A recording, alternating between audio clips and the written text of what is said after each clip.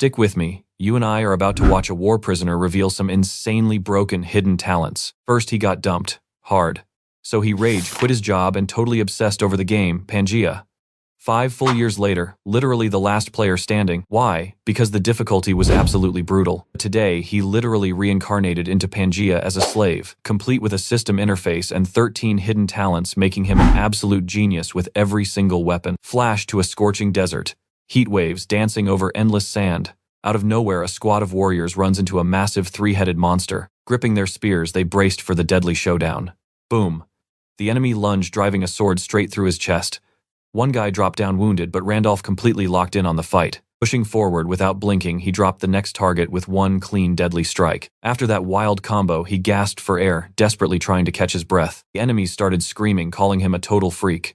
Completely drained from the bloodbath, he hunched over, heavily leaning on his blade. Smelling blood, the boss ordered everyone to execute the exhausted monster.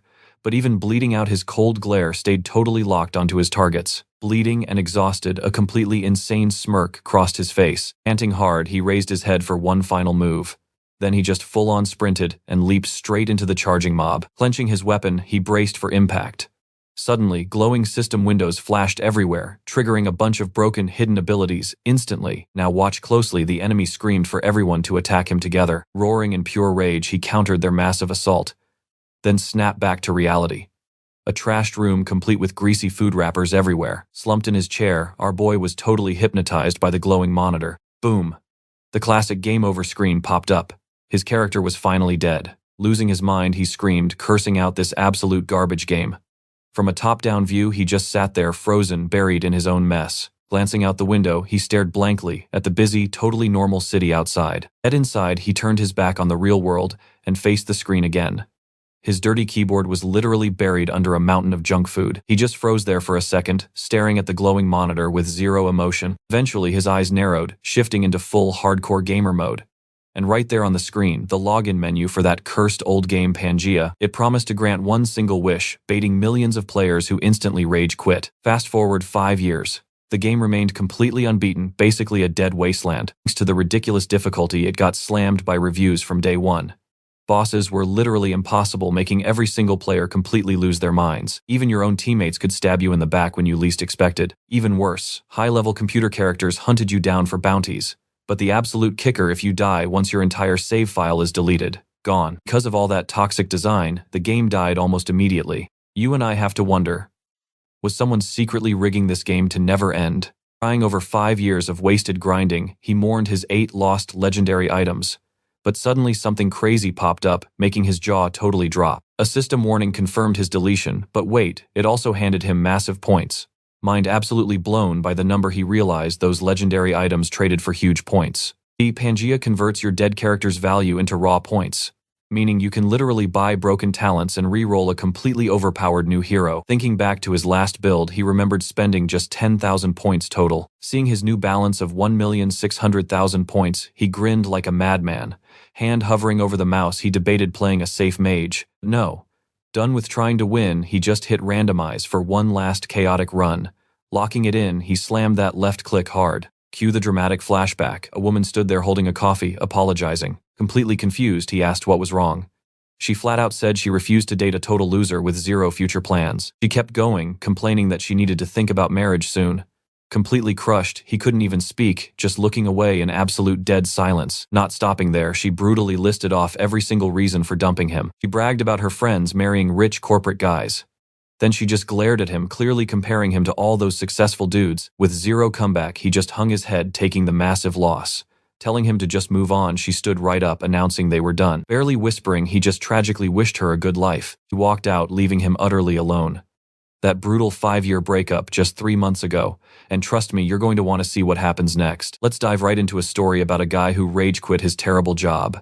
After that, he basically became a total shut-in, spending every waking second addicted to gaming. But snapping back to reality, he finally realized how pathetic his life got. Totally fired up, he screamed out loud and smashed that mouse button.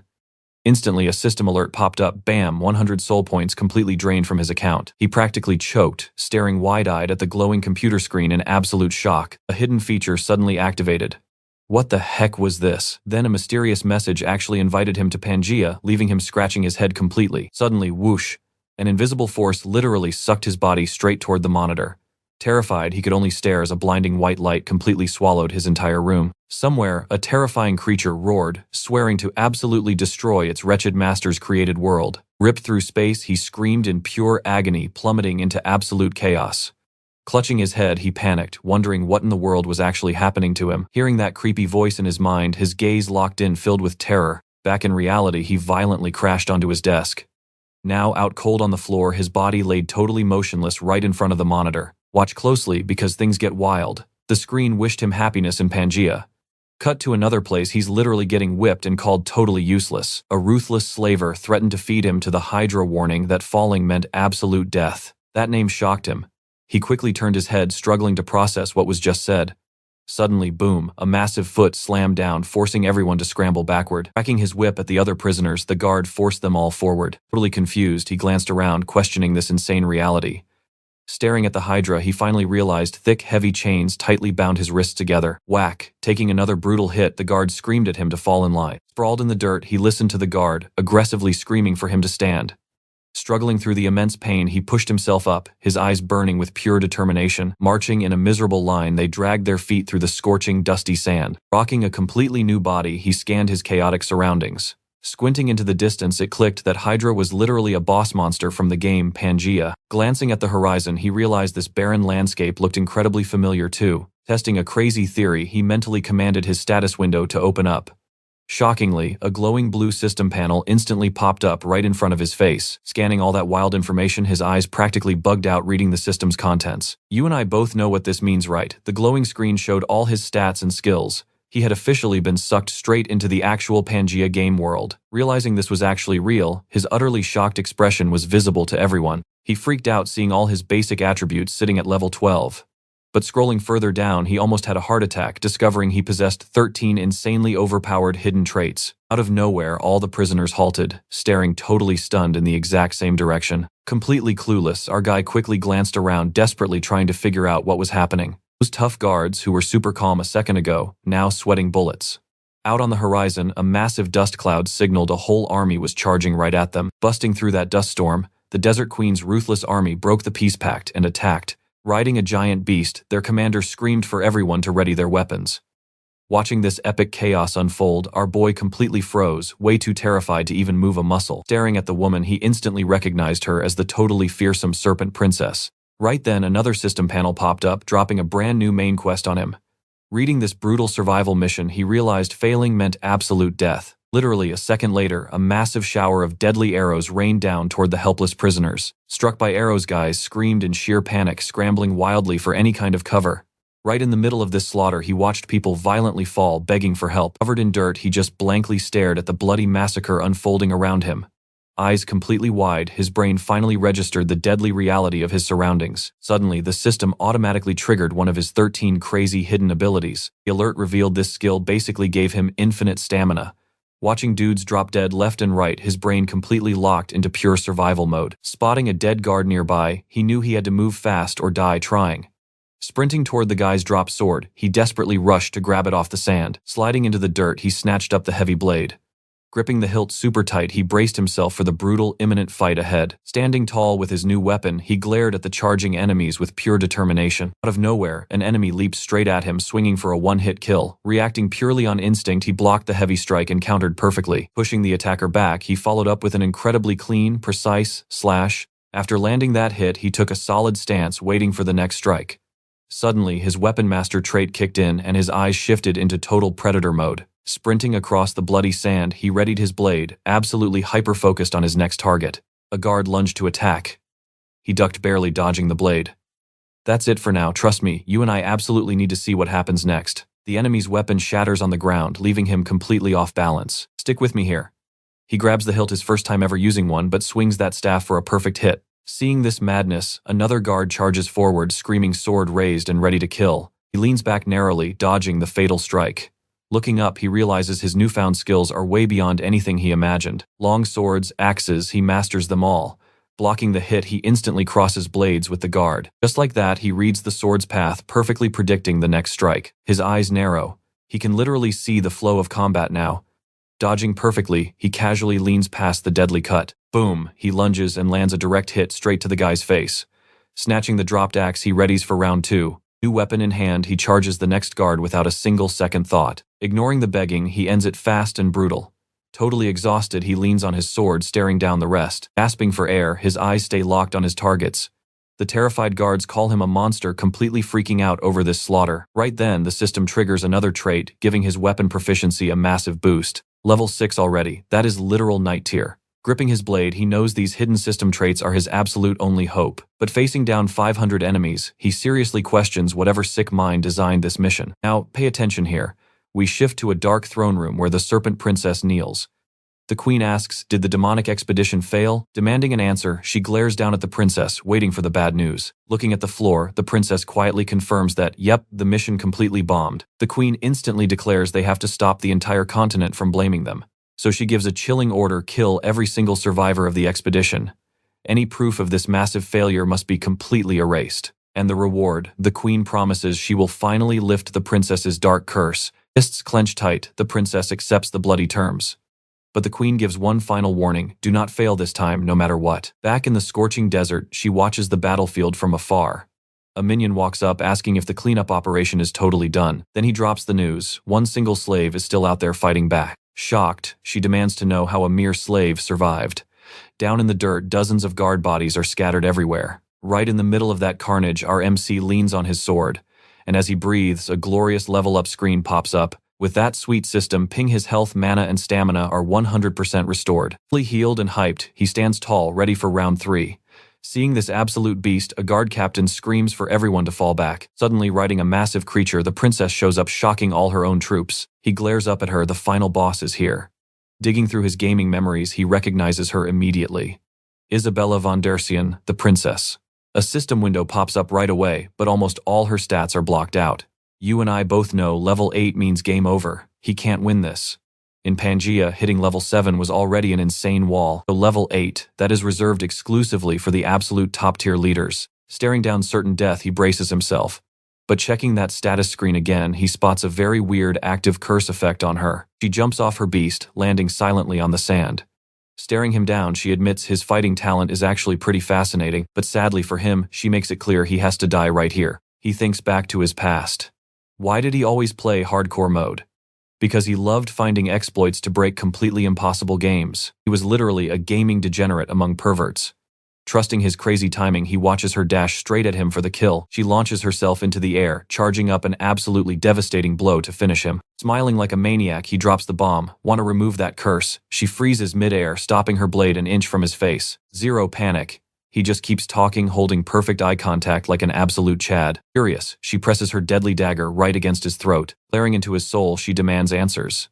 Who exactly is he? She needs to know this mystery guy's true identity right now. Smooth as butter, he says he's the one who guides the stars. He introduces himself as a star weaver and casually offers his help. Her eyes go wide. She is totally stunned by this crazy out-of-nowhere proposal. Seeing her face, he knows his bluff worked. And that's where we leave it. Trust me. Faking a legendary NPC class is pure genius. Alright, stick with me here. Breaking the curse absolutely required a Star Weaver's blessing. Faced with this insane offer, she lowers her head thinking, he absolutely knew she was desperate to wipe out that nasty curse. Here is the funny part, Isabella von Dercian was literally his own creation. Standing right in front of her maker, she had absolutely zero clue about her own existence. Players usually travel the whole world chasing endings, but he totally ditched this character, leaving her completely stuck under the Queen's terrible curse. Totally clueless, she just asks him for his current name, calls himself Randolph, and the system locks in his fresh alias. For a solid second, they just stare at each other in massive, awkward silence. Sheathing her sharp dagger, she casually mentions she is pausing his execution today. Backing up, she glares and drops one final deadly threat. If he is lying about all this, oh, she will absolutely end his life. Spinning toward the guards, she barks an order to serve him well. Test cleared. The system hypes up his literally legendary results. Thanks to dumb beginner's luck, his epic rewards get upgraded and fresh items drop. Totally drained, he face plants right into the sand, amazed he actually survived. Finally, a crisp alert says his score is hitting the Hall of Fame. Smash cut nighttime rolls over a massive, super fancy city structure. Now pay attention here. He is chilling in a fancy tub checking his loot. Super focused, he scrolls through all those glowing floating system screens. Scanning the drops, he is mind-blown. He actually scored the Hydra's soul. Then he checks an item that literally merges reality straight with Pangea. Suddenly, 3 maids march right into the bathroom, completely startling him. Towels in hand, they offer him a full-blown scrubbing on the spot. Having them wash his feet instead, he sweats. Is this some hidden trap? Right then, a maid steps up, gently scrubbing his hand. Recognizing Isabella's personal staff, he knows he has to keep an absolute poker face. Sweating bullets, he fights his wild instincts to just stay perfectly chill. Looking away fast, he zeroes in on not looking suspicious at all. Out of nowhere, a maid totally gasps, spotting something crazy right there. Full panic mode engaged, he summons his status window to fix this mess. Completely lost, he frantically tries to figure out what just broke. Scanning the text, he realizes the literal wall between worlds is melting away. Brain working overtime, he absorbs every single detail on the glowing screen. Bam, the Hall of Fame pops up, throwing him straight into first place. A maid suddenly hits him with questions about that Starweaver stuff. Eyes wide, he finally spots a detail he completely missed before. Recognizing familiar tags, he realizes other gamers got dragged into Pangea too, but you and I know what new information really catches his eye, right? Checking the glowing alert, he finds the Holy Grail, the log out button. Realizing this is his ticket out of this cursed game, he shoos the maids away. He fakes an excuse saying he needs alone time with the stars. He even bluffs that messing up this chat could destroy his epic powers. Hearing this crazy excuse, the poor maid is just completely stunned and frozen. Wishing him luck with the stars, they bail and shut the heavy door. Alone at last, he gears up for his great escape plan. Huge sigh of relief. His totally trash excuse somehow worked. Hopping out of the tub, he confesses he was sweating about being trapped forever. Saying peace out to this crazy world, he readies his escape button. One tap and he smashes that beautiful exit game button. Instantly, the system kicks off the logout sequence and tells him to hold on tight. Mid-warp, the system casually drops that in-game death equals real death. Spawning back in reality, he is greeted by his totally boring empty bedroom. But taking one look outside, the entire city is basically a blazing apocalypse. Down below, people are totally losing it, screaming and running for their lives. Through the massive flames, a giant beast stomps out, cranking up the horror. His phone blows up, flashing a massive emergency disaster alert on the screen. Absolutely shook, he just stares, wondering what on earth went so horribly wrong. Jump scare, warning a massive monster head peeks right into his window. Screeching like crazy, the thing opens its jaws to show something seriously weird. Scared out of his mind, he yells and falls straight on his back. Mind completely breaking, he cannot fathom why game monsters are trashing his city. Right then, a tiny golden item hits the floor next to him. Sitting right there was the epic golden rule fragment from the literal game. Flashing back to his crazy survival quest, he remembered fighting mobs everywhere. Fights the princess. Trust me, you and I are absolutely hooked. Let's jump into the wildest system manhwa ever. Our guy just jolted awake, terrified. Sitting in his chair, he's totally clueless about where he even is. Looking around his messy room, he figures he just passed out grinding video games again. But nope, this isn't your average web novel. Glancing at his desk, literal video game loot is magically appearing right in front of his eyes. Gripping the glowing fragment, he screams out, was that crazy dream actually real? Freaking out, he wildly digs into his pockets. He dashes straight to his computer only to find the game's website has completely vanished. Staring at the error screen, he's totally confused. But then blood-curdling screams for help echo from outside. Peeking out the window, a literal monster just body slams some poor dude into the pavement. With the guy down, civilians are sprinting for their lives. Street cops are firing wildly, screaming into their radios for backup. A sudden system alert pops up. He stares outside, completely losing his mind. Why are Pangea game monsters invading reality? Stumbling backwards in pure shock, that golden fragment slips right out of his trembling hands. Then it hits him. The barrier between reality and the game is collapsing. Full panic mode engaged. He frantically looks around for a plan. Reaching down to the floor, he grabs that dropped golden item. Clutching the loot, he slumps down. Wait, a crazy idea just clicked. Watch closely, because here's the genius part. If those monsters are real, he rushes to the desk, realizing his broken game items must work here too. He tears open the reward bag and blinding light explodes outward. Boom, Michaela's legendary sword and the Hydra's soul are literally floating there. Grabbing the soul, he panics. How do you activate this without a mouse? Then he remembers the fragment. The description says it syncs reality with the game. He's weak, sure, but his max-level game character, absolute beast. He activates it. Bam, synchronization with his god-tier avatar Randolph is 100% complete. The system chimes in this buff lasts exactly 24 hours. Cut to a ruined street where someone is sprinting past absolute carnage. Through the smoke and chaos, a terrified mother is running for her life, clutching her little girl. The crying kid begs for her dad. Mom promises he's coming. But suddenly massive concrete debris starts crashing down right toward them. The massive impact sends the girl tumbling, Now thick dust completely separates her from her mother. Girl screams as her mom gets pinned. Her mom begs her to run. Just then, another woman dashes over asking if the kid is okay. Badly injured, the trapped mom begs the stranger to take her child and run. Looking totally determined, the woman makes a split-second choice to save the kid's life. Apologizing to the mother, she promises to get the little girl to safety.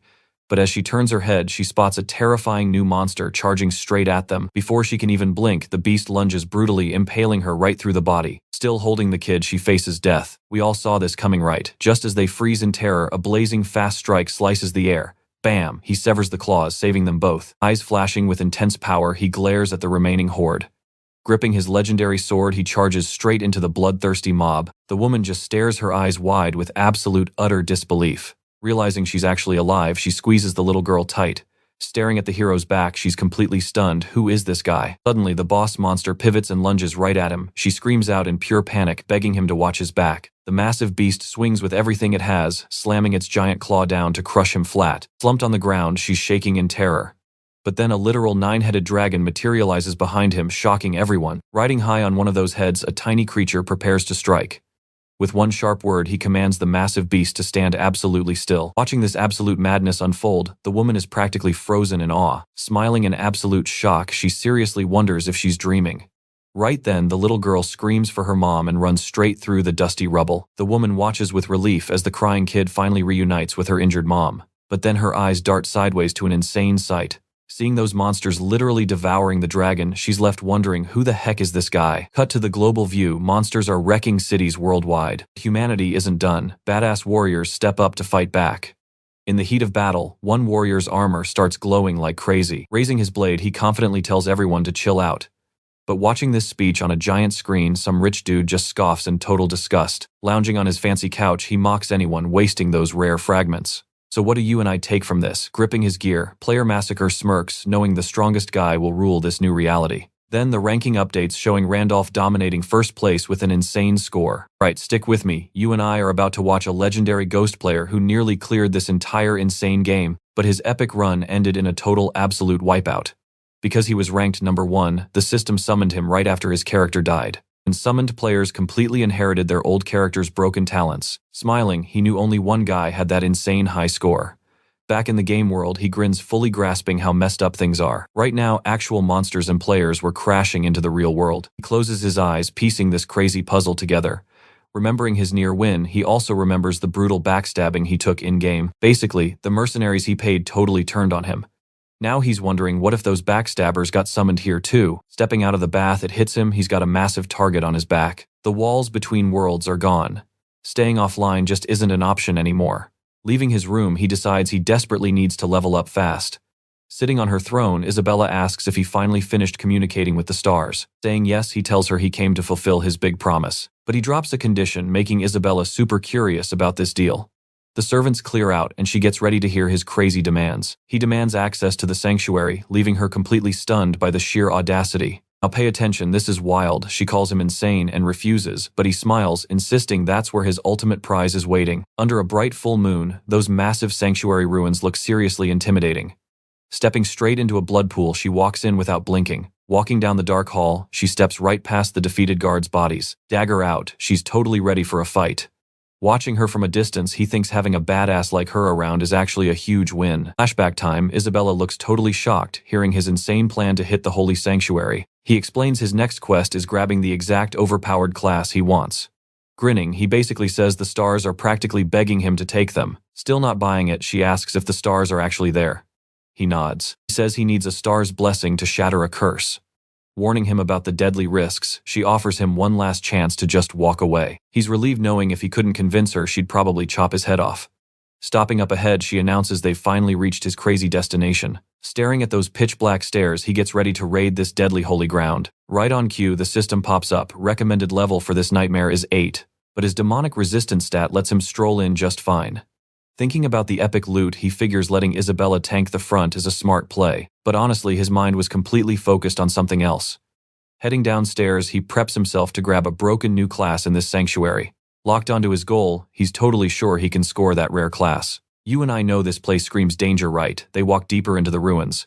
In total silence, Isabella just stares with a deadly serious expression. With her long hair blowing, she keeps scanning the creepy area. Smirking, she acts way too confident for a death trap.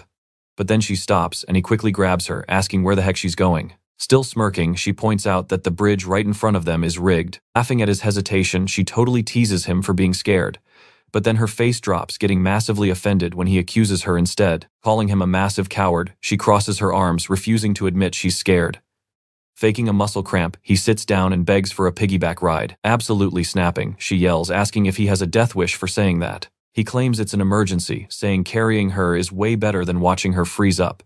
Groaning, she closes her eyes and actually caves to his stupid logic. Already on his back, she complains she'd never do this without that stupid cramp. Telling her to hang on tight, he gets ready to completely sprint.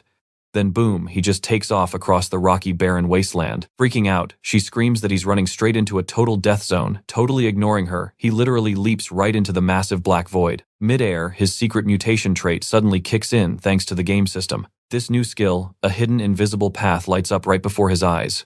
Proving her wrong, he casually answers that this is the real route. Mind blown, she wonders how he found a path she never knew existed. Smirking, he throws it back at her, asking if the vice captain is shaking now. Absolutely raging, she demands to know if he wants to die for calling her heavy. Climbing the ladder, she realizes he acts like they're childhood buddies. Squinting suspiciously, she asks if they've ever crossed paths before today. He casually replies they've never actually shared the same physical space before. He admits he's seen her around, but she's definitely never seen him before. Carried by bright light, they teleport. Trust me, we gotta see what's next. Alright, you and I are about to watch the wildest boss raid ever. A massive light grabs them, dropping our duo gently right into a gorgeous flower-covered field. Checking out the area, he remembers this zone has a strict domain barrier. Suddenly, deep inside a dark cave, an eerie red glow flares up. Creepy stone creatures start forming straight out of the rock walls. Pulling themselves up from the dirt, these monsters lock onto our heroes. Right in front of them, a massive stone golem stomps out, sporting a glowing crystal on its chest. Staring at the Guardian, he knows the harsh truth. Right now, a single scratch would be completely fatal. Smirking, she asks if his little cramp is over. Annoyed, he just snaps at her to shut up. Boom, the golem lunges forward with absolute power, aiming a heavy blow right at them both. Clenching its massive rock fist, the huge beast winds up for a brutal strike. Crashing down with insane speed, the giant stone creature absolutely obliterates the ground with its fist. Flashing a cocky smile, Isabella gets ready to counter this monster. In just one single strike, she blocks the heavy punch and completely shatters the huge golem. Next, she shatters the monster's arm entirely into falling rubble. Staring down the rocky beast, she calmly warns it that this whole fight will end very quickly. Flashing her daggers, she starts slicing up and completely destroying the smaller rock monsters. Seeing the destruction, the bigger golem prepares another attack. In response, she dashes forward completely, wiping out all the remaining golems with her super fast strikes. Seeing her power, he's actually amazed by the awesome character he personally created. Whipping out her chains, she easily binds and totally crushes the surrounding stone beasts. Easily dodging, she counters hard, completely shattering the massive golem with one epic blow. Just chilling and watching the fight, a glowing system prompt pops up right in his face. Since the boss is dead, the system generously offers him the rare artisan class. Back in the Pangea game, this was actually an incredibly rare and top-tier summoning class. But honestly, it's not his vibe, so he just straight up hits the reject button. He totally rejects it because the only person who can actually grant his dream class is someone else. Suddenly, a weird energy flares up, making Isabella completely shocked and on high alert. Now watch this. Things get insane. This weird energy rapidly floods the beautiful flower field. Shaking the mountains, the system flashes a huge warning. The local king is absolutely furious. Staring up, he smirks, saying the big boss finally decided to show itself. Boom, a colossal serpent drops in, revealing herself as the legendary ancient king and guardian Dramat. Sweating from the crazy pressure, he stares at the beast, completely shocked by her aura. Realizing who this snake is, he instantly identifies her as the mountain sanctuary's ultimate guardian. Flashing a calm smile, he tells Isabella to chill out about this guardian. But the beast ignores him, instantly blasting a massive energy beam straight at their faces. Isabella gets launched flying backward, brutally slammed by the impact of that heavy blow. Surviving the hit, she digs her sharp daggers into the dirt to stop herself. Glancing over, she sees him just standing there, sporting a seriously weird, almost goofy smile. Totally baffled, she glares at him, completely unable to process this mess. Angrily, she asks if this raging monster is really the friendly, gentle guide he talked about. The huge snake challenges her to fight, but Isabella frantically screams that she is definitely not the correct target. Playing dumb, he actually asks if she plans to quit after beating the stone boss. Before she can even yell back, the giant snake aggressively whips its massive tail once again. Getting hit, she kept frantically shouting that she was not the one challenging the snake. Barely dodging the fatal tail slam, she desperately begs for his secret strategy, but his mind goes blank. Staring wide-eyed, our MC suddenly realizes his hilarious huge mistake. Being a rare spiritual creature, Dramat actually gained her wisdom straight from the star's energy. Back in the game, he beat this zone, using his max-level god character, Wilhelm. Because Wilhelm was so insanely overpowered, the Guardian happily guided him to the stars with zero problems. I know what you're thinking. He just realized that Dramat only attacks players who are totally weak. Suddenly his eyes light up with a crazy idea. But meanwhile, poor Isabella gets violently thrown aside, completely crashing hard right back into the dirt once again. Sprawled out on the floor, she grinds her teeth in absolute agony, her whole body totally paralyzed.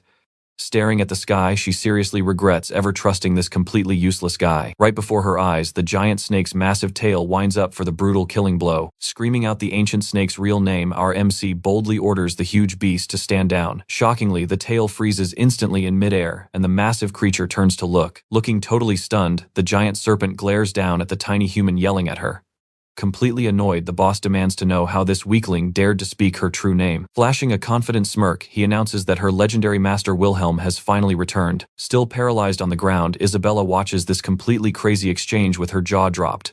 Just as shocked, the giant snake leans in, questioning if this weakling is actually Wilhelm. With a loud mocking laugh, the huge snake completely scoffs at his totally insane claim. Covering his ears, he hears the creature laugh at his current weakness. The big snake then states that Wilhelm was an incredibly powerful and completely perfect superhuman. With glowing eyes, she recalls that her beloved former master experienced a totally perfect death. Roaring loudly, she warns that this weakling isn't worthy to even speak that important name. But suddenly, a massive light totally swallows his body, shifting him into an epic new form. Demanding his old contract back, he immediately gets violently tail-slapped. Trust me, you'll want to see what's next. You and I are jumping straight into this madness. The monster was furious, demanding how he knew the contract. But our guy smirked. Nobody was supposed to know that secret. See, the contract rules were simple. Whoever grabbed the star became the mountain's absolute ruler, and the Guardian forced to follow every single command. Realizing the game system worked, he knew the contract couldn't touch him. The creature, totally confused, demanded to know who this guy actually was. He just brushed her off, saying the star itself would prove everything. But the beast warned him that Relic absolutely destroyed anyone who wasn't worthy. Still smiling, our MC just told her they'd find out once they got there. Giant Serpent was totally sick of his arrogance, wondering where his confidence even came from. Reluctantly agreeing to escort him, she admitted he was annoying. Slithering away, the massive boss prepared to guide them straight to the objective. Arriving at the ruins, Isabella looked around, doubting the star was actually hidden here. Pointing up, the Guardian showed them a huge towering structure. He pointed straight ahead, declaring the item on the altar was the star. Right there, a creepy skull sat directly on top of a glowing symbol. He dropped some crazy lore, explaining it was actually Rhea's face. After the goddess died, her body was split into 32 separate stars. Reaching out to grab the skull, he revealed its real purpose, achieving true transcendence. Now watch closely, because this gets wild. Out of nowhere, the skull shined blindingly bright. Boom! A massive energy explosion wiped out the area. Panicking, Isabella screamed into the dust, asking if he survived that insane blast. Smirking, the serpent claimed the star had completely rejected him, but through the blinding light, a shadow stepped forward holding it. Looking super annoyed, our guy walked out completely unharmed, holding the star tight. He already knew he was perfectly safe. In this game, death only happened with bugs. Staring at the relic, he remembered that grabbing a star gave you an epic class. Right in his hands, the ancient skull started cracking and glowing. Suddenly, his hidden skills flared up all around him in a golden aura. And from that light, a ridiculous new power awakened, facing pure destruction. System pop-ups went crazy, spamming his screen with all his brand new OP abilities. Soaking in the light, his whole body pulsed with insane energy.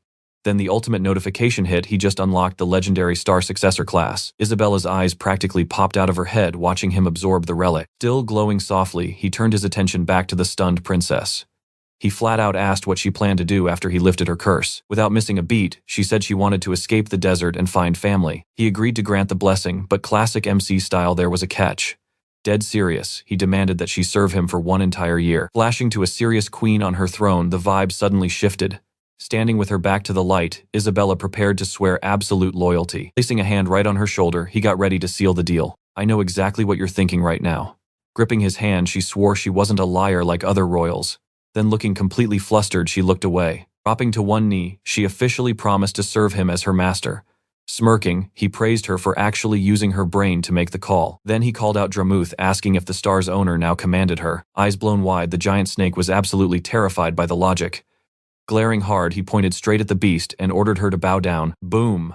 The system pinged, congratulating him for finishing the quest with an ultra-rare clear. Meanwhile, back outside the dungeon, someone stared into the shadows, looking completely serious. Back in the royal throne room, scouts reported that Isabella raided the sanctuary with a slave. Hearing this, the boss ordered all soldiers to capture them instantly. Cut to the massive Player City buildings baking under a crazy bright sun. Fast forward to a sunny coffee shop patio. Inside, a high-level party was debating if Randolph was actually the legendary ghost player. Now that he was back, they debated making the first move. But one girl sighed, pointing out they've tried tracking him down for years with zero luck. Their master plan: use the in-game auction house as shiny bait. Looking dead serious, she actually considered fishing for this top-tier veteran. Over at the auction, someone listed a rare item secretly slapped with a tracker. It's a classic scam that gets total noobs robbed or murdered daily. But honestly, they doubted a true legend would ever fall for something so basic. Highly annoyed that they doubted her, she laid out her point of view. Smirking, she claimed the ghost wasn't normal, meaning he'd absolutely bite the hook. Still looking completely skeptical, the guild members pulled their phones out ready to call. They gloated about being smarter than the trash players who got farmed. But then, boom, the ranking shifted, completely stripping away the massacre player's privilege. Staring at the massive 230 score, he freaked out over what class did that. And that's where you and I leave it. Seeing the loss, he cursed, being locked out of the shadow auction. You and I are jumping right in. Player massacre stands surrounded by bodies. Ripping a severed head, he promises to slaughter everyone at the very top. Meanwhile, back in the sanctuary, a sudden system alert pops up for our duo. Being the first clearers, they score sweet rewards and a handy teleport book. Smirking, he admits the whole crazy ride actually was not as bad as expected. Right on cue, the system chimes in, announcing his massive experience, gain and level up. Checking the glowing window, he notices leveling takes longer now, but the stat boost is huge. Still, he knows those fresh stats are not the main prize here. Crossing his arms, he carefully thinks over the epic loot he just scored. Totally lost, Isabella watches him stretch with a huge grin. He casually drops the reveal. One of those shiny new items is the legendary Cloak of Shadows. Boom, outside, a massive energy explosion shakes everything. With one glowing eye, the great guardian Dramuth watches the wild scene unfold. Sneaking through the pitch blackness, deadly assassins silently approach the sanctuary. The giant serpent quickly warns them about incoming intruders.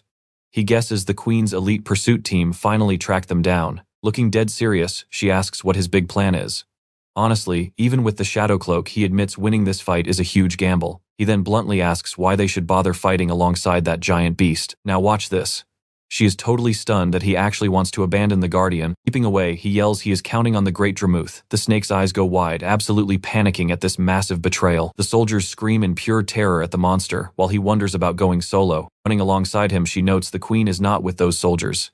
He explains that getting cornered now means zero chance of escaping this crazy sanctuary. He coldly adds that since the giant Guardian is stuck here, they are bailing. Mid-sprint, he remembers the desert warp gate, but the real threat is still hunting them. Reaching the massive gate, he realizes powering it up will take serious time. Staring at the portal, she sighs in relief, thinking they can finally just leave. He nods but drops the bad news. Activation is slow. When she asks exactly how long, he casually says it takes half a day. Thanks to the Guardian running interference, those enemies are totally delayed. Getting serious, he announces he has to log out and check on the real world. He looks over and asks if she can keep his helpless character safe. Gripping her sword tightly, she gets ready to defend his sleeping body. Standing tall on the parapet, she promises to smash any incoming enemies. The system triggers the logout sequence, flashing a warning to stay safe. Bam! Back in reality, he wakes up groggy in bed right beside his phone. Sitting up, he stretches, groaning that snapping back to his real body always feels super weird. Grabbing his phone, he immediately checks the global news feeds. 0 alerts pop up.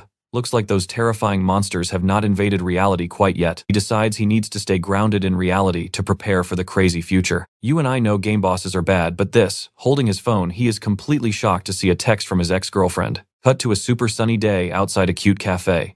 Sitting there, a stressed woman is having a heated voice call argument with her current boyfriend. Nearby, 2 cafe workers stare at the drama, completely stunned. Slamming the phone down, she sharply tells the guy to never call her again. Looking utterly disgusted, she mutters that he is an annoying scumbag. Thinking back on her ex, she realizes he actually used to listen to her problems. Sipping her drink, she honestly regrets being so completely impatient with him. Glancing over, she spots him arriving and happily waves him down. Smiling back, he points out she is early, and bluntly asks what she wants. He tells her to cut the fluff, warning he has places to be. Flashing a sweet smile, she teases that he really has not changed one bit. She then casually admits she always loved how he would come running whenever called. Staring right into his eyes, she drops the bomb. She regrets the breakup. She asks if he missed her, but he just stays totally silent. Zero cares, given he completely ignores her trap and grabs a menu instead. Deciding he is done here, he stands right up and says he is out. Desperate, she grabs him, crying that she really missed him. Coldly, he asks if her current boyfriend knows about this little meetup. Her eyes go wide, absolutely terrified that he somehow found out about her guy. He stands to leave, but she screams at him to listen. Suddenly, he realizes his game character Randolph's growth is actually changing his real body. Out on the street, her angry boyfriend yells at him to freeze. Grabbing our guy's shirt, the boyfriend calls him a pervert and pulls out a shiny knife. Screaming like a total maniac, the boyfriend threatens to kill him for ignoring him. Terrified, the girl squeezes her eyes shut, waiting for a bloody disaster. But in a flash, our MC casually catches the deadly knife blade bare-handed. Gripping the girl's hair, the guy stammers, asking what he even is. Shooting an ice-cold glare, he orders the punk to stop immediately. Holding that blade, the punk screams at him to let go. So what do you and I learn here? He just twists his wrist, making him squeal in pure agony. Stick with me here, you are about to see just how overpowered he became. Tossing the guy down, he checked on the girl. Shaking, she thanked him, admitting she had absolutely no idea how to repay him for saving her life. Seeing her totally lost, he stared blankly. Then it hit him, this was the exact same woman he had just rescued from danger. Mentioning she looked familiar, he turned around to walk away. But the attacker charged right at his back, screaming and calling him an arrogant jerk. Dodging effortlessly, he spun around and struck the idiot. Grabbing the guy by the head, he decided to finish this right now. Boom, he slammed the guy's face straight into the concrete, getting an instant knockout. Eyes wide in absolute shock, the girl just stood there, totally struggling to process everything. Kneeling, he held his stance, completely ready for another attack. A top-down view showed them right on the sidewalk by a car. Right on cue, a cop rolled up and demanded they head to the station, saying they both needed questioning because of the massive brawl. Massaging his temples, he said he had zero time for this. She immediately asked if the cop would take responsibility if things went wrong. Flashing her credentials, she introduced herself as a serious reporter and demanded they back off. Threatening to blast them on the news, she left the cop completely sweating. Recognizing her face, the cops realized she was the hero who recently saved a kid. Feeling the heat, they completely backed down and yielded. Flashing a warm smile, she thanked him again. Handing over her business card, she revealed she exclusively covered Dimensional Warriors. She quickly clarified that Dimensional Warriors were the absolute badasses fighting against the monster invasion. Glancing at the glossy card, he noticed hardly anyone ever name-dropped the game directly. Out of nowhere, his ex-girlfriend came sprinting over, desperately grabbing his arm and asking if he got hurt during the wild fight. Swatting her away, he coldly said he was fine and left. Furious, his jealous ex watched him check his phone. Saving his number, the reporter giggled that his name sounded awesome, flashing a smile and asking him out for coffee. Totally dumbfounded, the ex stood there watching the whole thing unfold. Her face turned red with absolute rage after being completely ignored. Moving on, the reporter strolled down the sidewalk, totally glued to her phone. Now, pay attention, things are about to shift. Checking notifications as she walked, she finally answered a mysterious incoming call. Telling them to quit calling, she quickly realized she had scored a brand new assignment. Crossing the street, she learned her next target was player Gracia. Meanwhile, Gracia was busy slicing up a massive monster. Flying above the city, he geared up for his next trip to Korea. Heading back to the ominous gate, dead soldiers were totally scattered across the bloody ground. Wiping blood from her injured mouth, Isabella gasped for air, completely drained from the brutal fight. Surrounded by corpses, she and Randolph waited for the gate to power up. Gripping her daggers, she braced for combat. The surviving enemies demanded she surrender the captive immediately. Calling them total idiots, she completely refused to back down. Screaming for the traitor's head, the heavily armed soldiers charged. Despite being surrounded, she stood tall, facing impossible odds. Hanging her head, she looked absolutely pushed to her absolute limit. Suddenly, the massive gate sparked with a brilliant blue glow. As the portal activated, the soldiers froze, totally shocked by what was happening. You saw this coming, right? Collapsing from pure exhaustion, she almost hit the dirt until he suddenly appeared, catching her. Praising her for holding out, he smiled warmly, casually mentioning he just finished a little chat with the literal stars. Furious, the enemy commander ordered the traitor's immediate execution. Vowing to keep his promise, our guy stepped up to protect her. Clenching his fist, he triggered his skill, radiating insane energy. The system pinged, giving him exactly 41 seconds to act. Screaming in pure agony, the frontline soldiers were instantly vaporized by a blinding explosion of light. Swishing his epic cloak, he declared this their ultimate liberation. Staring in awe, she recognized the true power of a star seeker. Smiling, he told her she was totally free to walk away. Looking up with pure determination, she rejected the offer instantly. Smiling warmly, she looked completely satisfied with her choice to follow him. Swearing to stay by his side, they leaped into the portal together. Curse lifted the system, locked coordinates for the central continent. Touching down the system happily welcomed them to Arcana, the legendary Golden City. A warning popped up. Arcana was brutally materialistic. In the bustling streets, greedy merchants traded heavy gold and ultra-rare loot. From a fancy carriage, a wealthy noble silently watched the crowded city streets outside his window. Here is where you and I leave it for now. Strolling through town, he stressed about money, but she smiled and flexed massive gold. Let us dive right in. He stared at her giant bag of coins in pure shock. She honestly thought that was barely enough for a single night out. But out here in the desert, 300 coins could buy 10 whole slaves. With bread costing 50 coins, she panicked about their cash. But pointing to the side, our guy just smirked and said money was everywhere. Snapping his fingers, he pointed straight at a massive casino. Her face turned red, completely clueless about his wild plan. Standing right outside, he crossed his arms, looking completely confident. Flashing a grin, he told her to relax, claiming he was naturally lucky. In this city of pure indulgence, there is only one absolute law. Here, cash is king and gold coins control everything. By nightfall, the Hudson Casino becomes the beating heart of the city. Arms behind his back, the manager offers a very stiff apology. He drops the bomb that entry requires a 10,000 gold deposit. Whispering in a panic, she admits she only has 100 gold left. Realizing they are broke, the manager tells them to step aside. But our guy steps up, offering a special item as collateral instead. He reveals the tear of the queen, asking if that covers it. The manager starts stuttering, completely shocked by such a legendary treasure. Instantly smiling, the manager escorts them straight to the VIP room. Confused, she asks what he handed over, and he mentions the tear. Smirking, he casually drops that it is worth at least 1 million gold. But hey, it is just a deposit and he will absolutely get it back. Now, watch closely. Inside, the roulette wheel spins, deciding everyone's ultimate fate. The ball drops, locking in the crazy final bets. Watching him win non-stop, the entire room starts calling him the absolute god of gambling. Staring at his massive chip pile, he has already hit 1,400,000. With massive cash on the line, this winning streak is absolutely legendary. Cheering loudly, she yells that they are rich, but he quickly corrects her. The manager agrees to pay out but permanently bans him.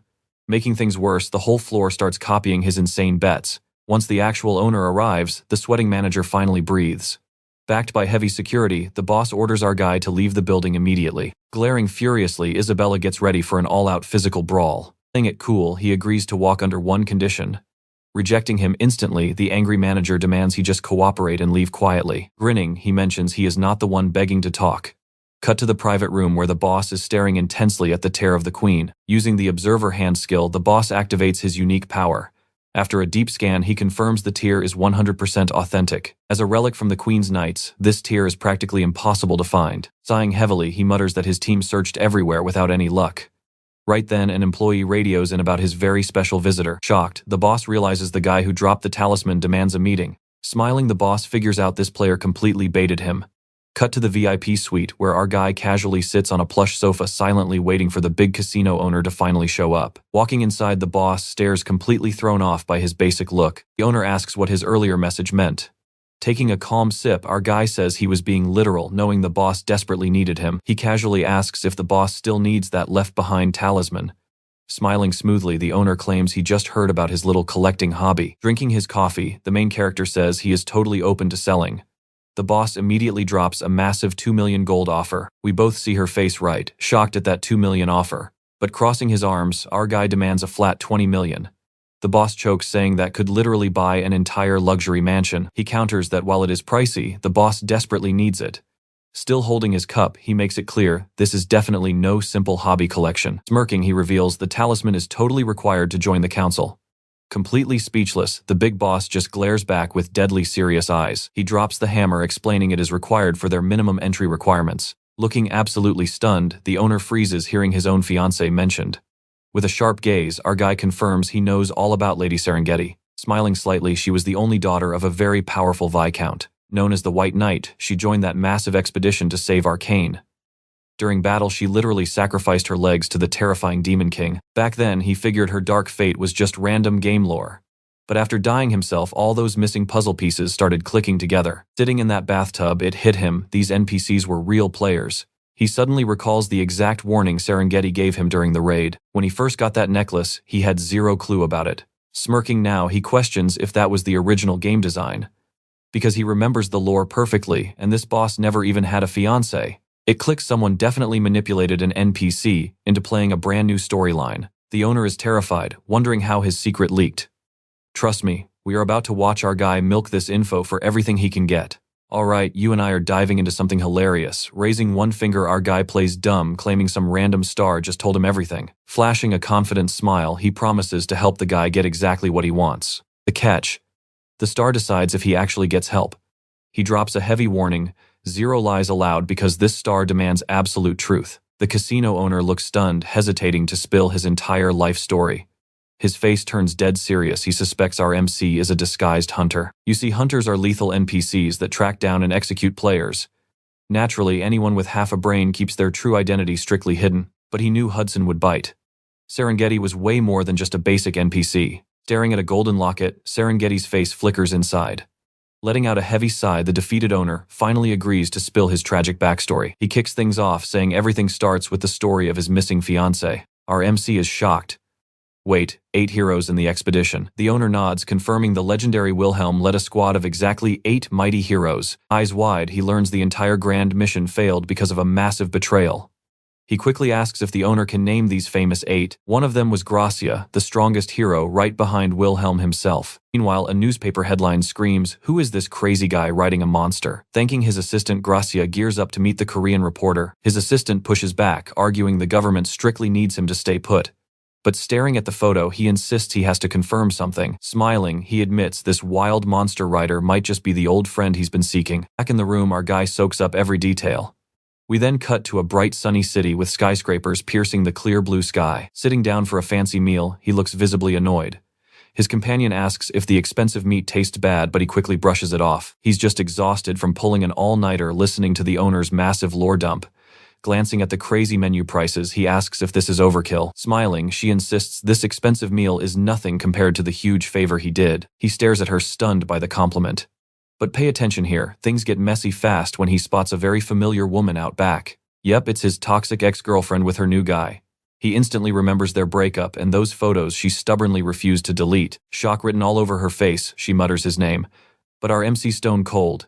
He makes it crystal clear they have absolutely zero ties anymore. Chewing his steak, he casually goes back to completely ignoring their entire existence. Of course, the insecure new boyfriend marches over, demanding to know if he followed them. Glaring furiously, he basically accuses our guy of being a stalker. The drama instantly grabs the whole restaurant's attention. Remembering the trashy breakup, our MC flat out tells the guy to stop acting like a total loser. Meanwhile, his ex-girlfriend just smirks, clearly loving all this toxic attention. Pointing a finger, the boyfriend threatens to end him if he ever gets near her. Fed up, the reporter stands up, demanding who he thinks he is. She proudly declares she rented the whole place and calls him out for being massively disrespectful. The rich jerk throws cash on the table, offering double just to make them leave. The crumpled bills violently rain down right onto the reporter's face. Bam, she doesn't hesitate, delivering a brutal punch that shatters the guy's expensive glasses. Dead serious, she calls him an absolute psycho for pulling a stunt like that. Furious and humiliated, the guy yells that she threw the first punch. We all know what happens next, right? He raises his hand to strike her. Eyes wide in pure panic, she braces for the incoming slap. But nope, our MC intercepts, landing a devastating punch right on the guy's face. With a freezing cold glare, he declares the trash talker just crossed the line. Eyes practically glowing with sheer rage, the boyfriend screams insults. Clutching his bruised cheek, he is absolutely losing his mind over being humiliated in front of his girl. Pinning him firmly to the floor, he coldly reminds the screaming idiot that he already told him to stop. The boyfriend is secretly terrified, wondering why our MC is so insanely strong. Desperate and embarrassed, the toxic ex starts shrieking, begging her man to get up. Grabbing his hair, he calmly suggests they take this little conversation outside. Glaring with pure, murderous hatred, the humiliated boyfriend absolutely boils over at being publicly embarrassed. Pulling a strange item from his pocket, he snarls that our MC just messed with the wrong guy. Suddenly, blinding magic light completely swallows the entire fancy restaurant. Boom, a direct flash of energy hits our guy, violently blasting him backward. Squinting at the blast, our hero tries to process what just happened. Around them, terrified restaurant customers panic in absolute confusion. Slashing forward, the boyfriend knocks him away, fully revealing his hidden warrior transformation. Face completely twisted in rage, the armored jerk threatens him, daring him to talk trash now. He launches a brutal counterattack, smashing a heavy strike into the enemy's chest.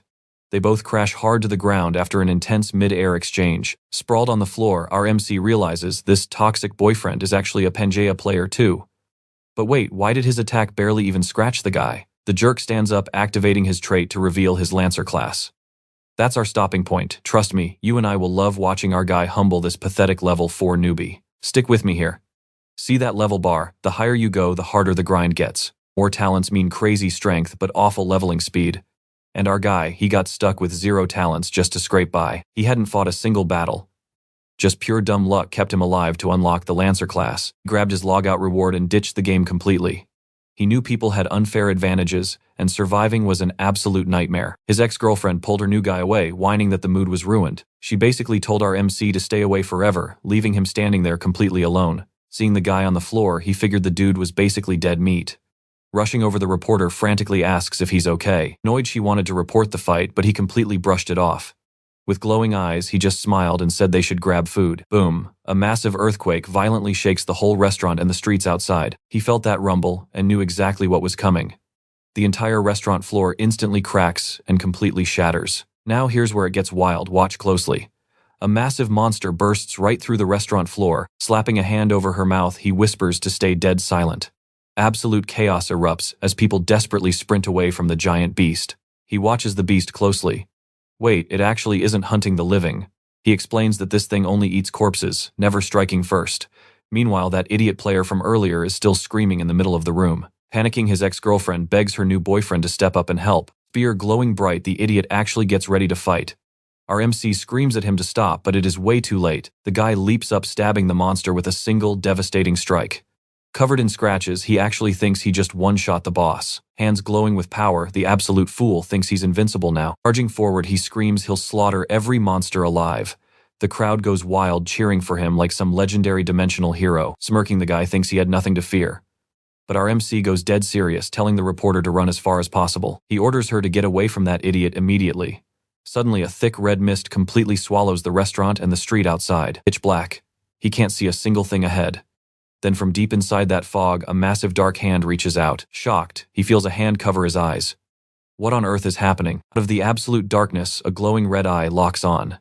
A heavy demonic voice demands to know who caused this mess. Exploding with pure rage, it asks who slaughtered its children.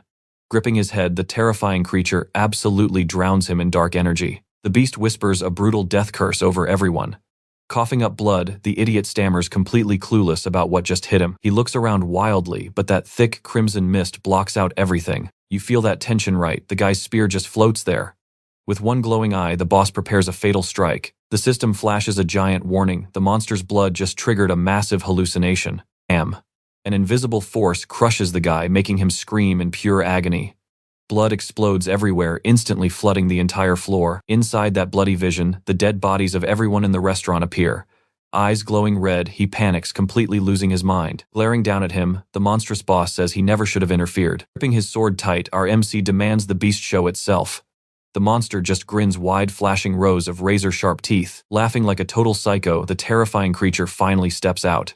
It just stares at him, those glowing red eyes locked on target. Calling him a delicious snack, the monster points a finger right at him. Dead serious, our MC gets into stance against this absolute beast.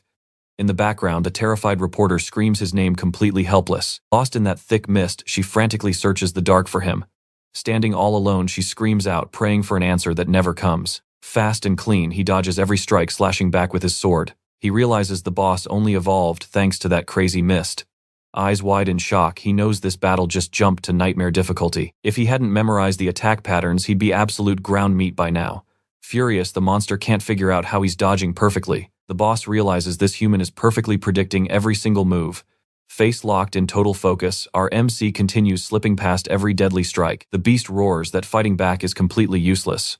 Ignoring it, he leaps high into the air, ready to deliver a devastating counterattack. Eyes glowing bright, he reads the monster's exact evasion pattern perfectly, but suddenly the boss blasts a massive wave of cursed blood.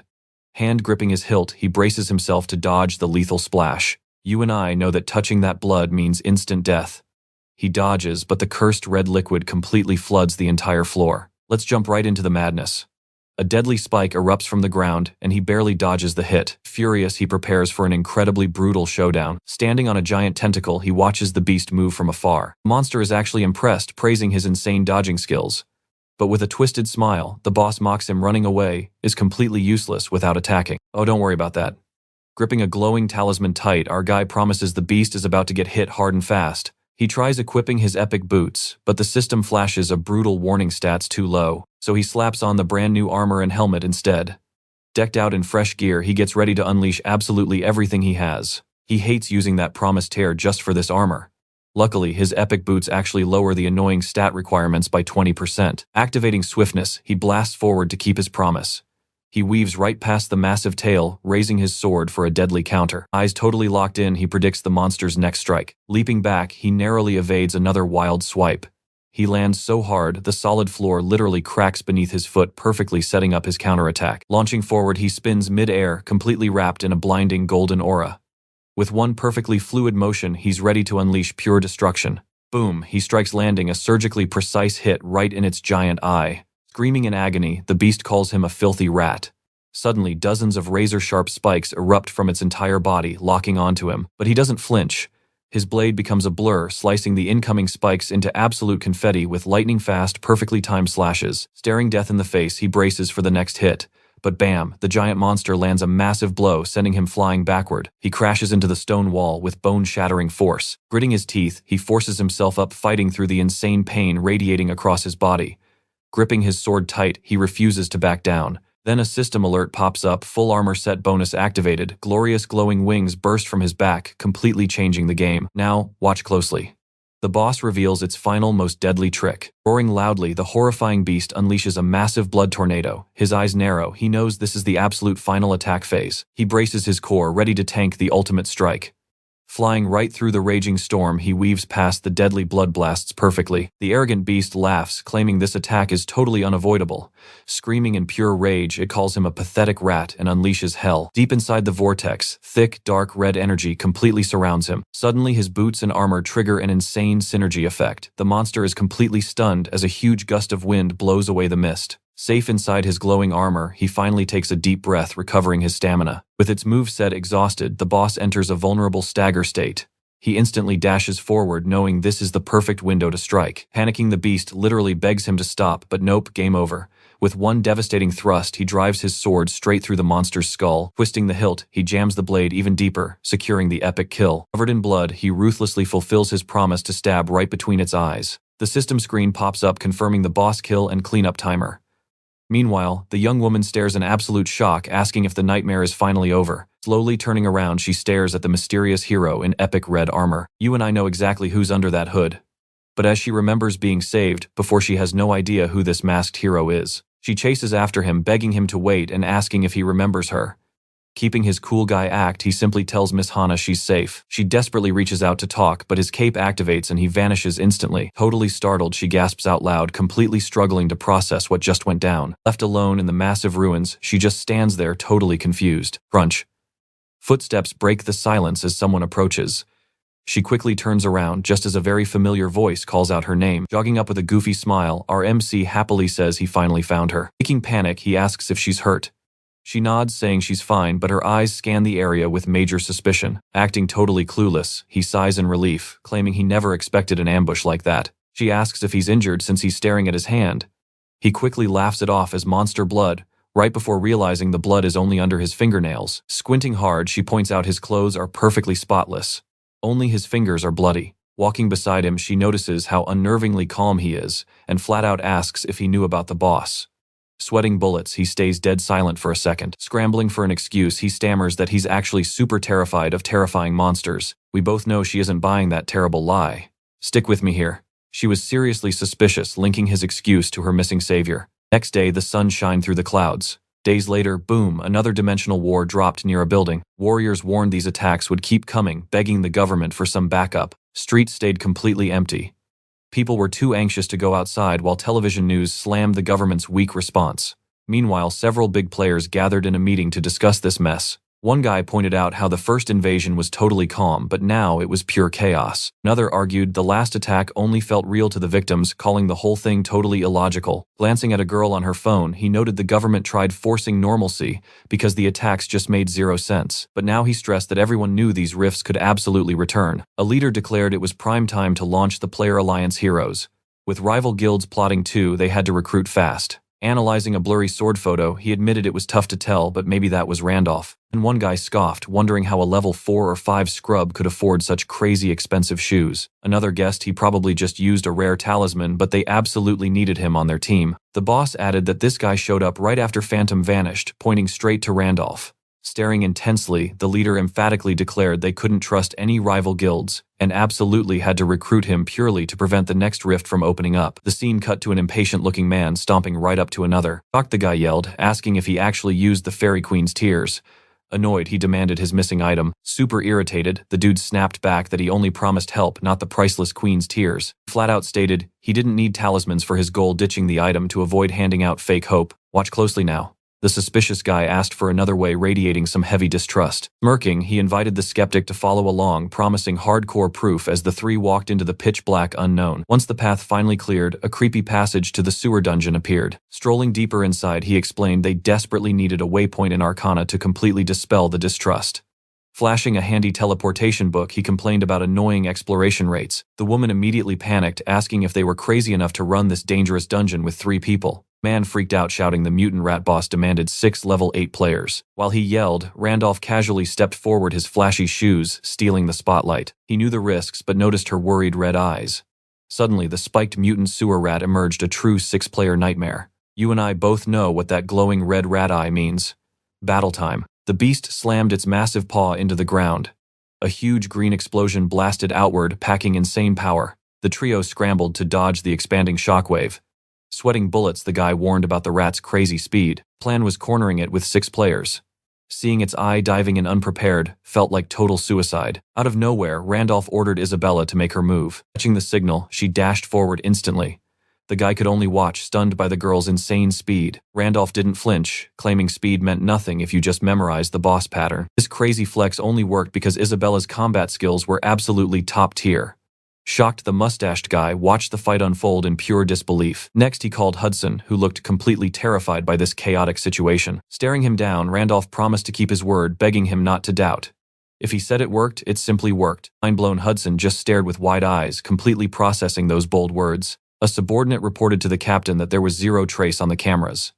Confused, the captain totally compared this clueless situation to being bewitched by a ghost. Deep in thought, the captain flat-out refused to visit some dude who had clearly lost his marbles. They showed an armless patient, revealing he went completely insane from the trauma of his massive loss. A tight close-up on his face highlighted his absolute immense despair. Walking along, they brainstormed about Kim Hana. One guy suggested waiting by the station entrance. A guy warned against provoking her. Why Gracia, the strongest player in Korea, was doing an exclusive one-on-one interview with Kim Hana. While cameras flashed, the serious-looking blonde guy finally introduced himself as Gracia. Reporter Kim Hana introduces herself pleased. Trust me, you'll love what's next. Alright, you and I are diving into pure chaos today. One guy asks about love while the captain wonders why Gracia met a reporter. He quickly realizes that ticking him off means breaking their alliance. Pure danger. Bleeding out on the dirt, the guy begs to know if it is over. Wounded and confused, he yells that player killing is totally banned, but the attacker just scoffs, saying Gracia ordered them to prep for an invasion. Furious, he screams that if Gracia finds out they are all completely dead. The attacker sneers, plunging his sword in and telling him to beg Gracia. Suddenly, a creepy shadow rises from the ground. The cloak drops as the ranking updates. Looking at those insane points, the guy figures out Randolph is actually the infamous Phantom. He figures Phantom is heading straight for the main challenge and vows to track him. He swears he will personally end Phantom's life. Cut to a totally different scene with a bright, sunny, picture-perfect sky. Boom, a massive multi-headed beast crashes down with crazy impact. The dust settles, revealing 2 tiny figures standing right in front of it. Now watch this flex. Smiling, Randolph claims he just got lucky registering the dungeon. Finally, the giant boss hits the dirt while the trio watches. Randolph proudly holds up a glowing, freshly dropped monster core. It is a mutant rat core, perfect for evolving pets or crafting epic gear. He figures this will speed up Hydragon's evolution perfectly. Brushing off the fight, he asks Hudson about the casino, which Hudson confirms handled. Hudson cries about losing the casino, but admits an alliance with Serengeti is totally worth it. He decides to trust the Saint, knowing nobody leaves a casino unguarded for no reason. We see Isabella, who soloed the monster like an absolute boss. She seemingly notices everything. He realizes Randolph is basically a walking cheat code, an opportunity he cannot pass up. Right on. Randolph grins, promising she will never stress over money again. Still confused, Hudson asks where on earth they are even going. Still smiling, Randolph hints at a masterpiece that will grant her wish. He drops the bomb. The spiritual tower where main quest 3 starts. Welcome to the sunlit, mysterious forest. Hudson looks around totally unimpressed, asking if this basic-looking forest is actually the place. Dead serious, Randolph says this is no normal forest, leaving everyone super confused. Staring upward, he announces it is the spiritual tower entrance, home of the legendary spiritual tree. He explains a spirit was born there, making it the only gateway into the hidden spiritual realm. You have to use this exact path to reach the tower. He thoughtfully touches the bark. You and I did not see this coming. The tree cracks. It has been dead forever. The forest is literally dying. Drawing his blade, he admits this is definitely not the smartest move, but he has zero choice. Panicking, the guy screams, asking what he is doing with that weapon. The gleaming blade is raised high. Locking onto his target, he swings with absolutely everything he has. The man and woman flinch, completely stunned. With one massive, devastating strike, the sword slices the giant tree clean in half. Timber. It slams down, exposing the cracked stump while the squad just stands there speechless. Freaking out, Hudson asks if he can just chop it down. Randolph ignores him completely. Hudson remembers that tree was their only entrance. Suddenly, something insanely fast shoots right at them. A blinding streak of light. The woman instantly parries, throwing herself over Hudson. She blocks the worst of it, but still takes a hit. A hidden archer praises her decent reflexes. Out steps a gray guy, a level 9 great dryad. They stare in pure absolute shock. Nowhere to run. The dryad smirks, claiming he almost let them walk by like normal lost tourists. Now he is furious about his chopped tree. Backup arrives, several level 7 forest guardian dryads. Sweating, the woman counts at least 50 monsters surrounding them. If they rush in, it is game over. She needs to save the saint. Randolph steps up like a boss, admitting he did the chopping all by himself. Calling him a total lunatic, the angry dryad yells that the cut forced him out of hiding. Totally chill, Randolph tells him to come down for a chat. The dryad says no and knocks an arrow. You gotta see this ending. Annoyed, Randolph asks if he'll just watch the forest die. Stick with me here. The dryad's eyes go wide in pure shock. Pointing his sword, our boy Randolph straight up declares he's going to revive this dying forest. He reminds the tree guy that 0 spirits have been born lately. Without one, this whole place is doomed, so he pitches a deal. Open the spiritual tower's door and he will personally fetch a spirit for the forest. Laughing, the dryad scoffs. How could an inferior being like him possibly enter the tower of the chosen? He explains it is totally impossible. You need insane talent, endless quests, and super rare opportunities. Thinking it over, he adds that barely anyone ever gets in. At Randolph's current level, totally impossible for an average player, but Randolph just orders him to open the door. He activates his nature affinity, promising to save everything. Suddenly serious, the dryad asks again if he can really save them, but the other dryads are furious, screaming about lies. They threaten to end him and destroy the spirit tree. The whole crowd goes wild, demanding the intruders be wiped out. The lead dryad just stares in silence. Even the archer screams to take them down. A single raised hand halts the attack. The other dryads freeze, exchanging super confused looks. They don't understand the order. With a dead serious gaze, the dryad warns Randolph to keep his promise. With total confidence, Randolph swears he always keeps his word. He will bring a spirit back. The dryad bluntly promises to kill him if he fails. The dryad tells the crew to follow him, taking the lead while everyone nervously trails behind. Watch closely right here. They step into a sunny clearing, walking right up to a pile of stones, radiating a brilliant light. Dryad explains the grim truth. Since the forest is dying, opening the gate requires using the remains of the stone spirit. He warns that failing means becoming literal tree fertilizer. Randolph just grins and asks what he gets if he actually succeeds. Locking eyes with him, the dryad promises to give him a completely fair reward. Smiling, Randolph reads the system prompt. Return the spirit to the forest. This battle is going to be dramatic. Dryad channels his power to unlock the gate. Surrounded by a blinding glow, he announces the portal is finally opening. Boom, a massive explosion of golden light transforms the entire area. Silhouettes step out from the glow. The intense light hits everyone's faces. The gateway to the spirit tower is open strictly for authorized players only. Looking around, a very confused Hudson asks where the heck they are. Randolph casually explains they are inside the portal but still need permission to enter. Totally confused, Hudson asks who gives them permission before suddenly yelling at something completely unexpected. A tiny golden spirit floats by sporting a cute little flame. Hudson actually asks if they should try and catch the little guy. Randolph just stares at the spirit, carefully analyzing the situation. The golden little blob seems to be thinking deeply, taking a moment to reflect. His eyes flash bright green. Randolph activates his druid affinity, directly feeling the tower's magic. The spirit asks if they are friends. Randolph smoothly replies that yes, they are completely trustworthy. You and I saw this coming, right? The spirit allows entry but makes them climb the tower completely solo. Isabella confidently says she will be back soon as she gets ready. Suddenly Hudson starts screaming that his entire body is fading away. Looking a bit spooked, the spirit explains time flows differently inside, so he can ascend without stressing. Wishing the party good luck, it straight up vanishes into the shimmering light. Main Mission 3 begins. Climb the tower for performance-based loot. Suddenly, a massive dark door appears, leaking an insanely creepy purple aura. Randolph eyes the door, muttering that this tower of spirits actually feels familiar, but this weird gate confuses him. Normally, to enter the tower, you pass through a portal that perfectly matches your specific elemental affinity. Since Hudson has water magic, he got the water gate. Isabella definitely faced the wind gate. But Randolph has never seen this element before. Is it because our boy possesses literally every single affinity? Glowing eyes on that weird purple gate stare back at Randolph intensely. Looking closer, he realizes this thing holds every element, even the ones that shouldn't naturally mix together. First, he guesses it is the void element. But no, this energy is way more complicated. It is pure chaos. The literal gate of chaos. Suddenly, a massive beam of purple light blasts him. A system voice rings out. He unlocked a completely unseen gate, warning him to be super careful. It warns that if chaos devours him, it is game over. Still, our guy steps forward without a second thought. Makes you wonder, doesn't it? Even after grinding Pangenius for 5 straight years, Randolph is still discovering terrifying secrets like this chaos gate. Let's dive right in. Being the ultimate veteran, he knew this game completely, yet some wild secrets remained. Difficulty was absolutely insane, but that just pushed him to break past his limits. He smirked. That insane challenge was exactly why he loved this mysterious game, Pangenius. Gripping his blade, he realized the Chaos Gate had opened for the very first time.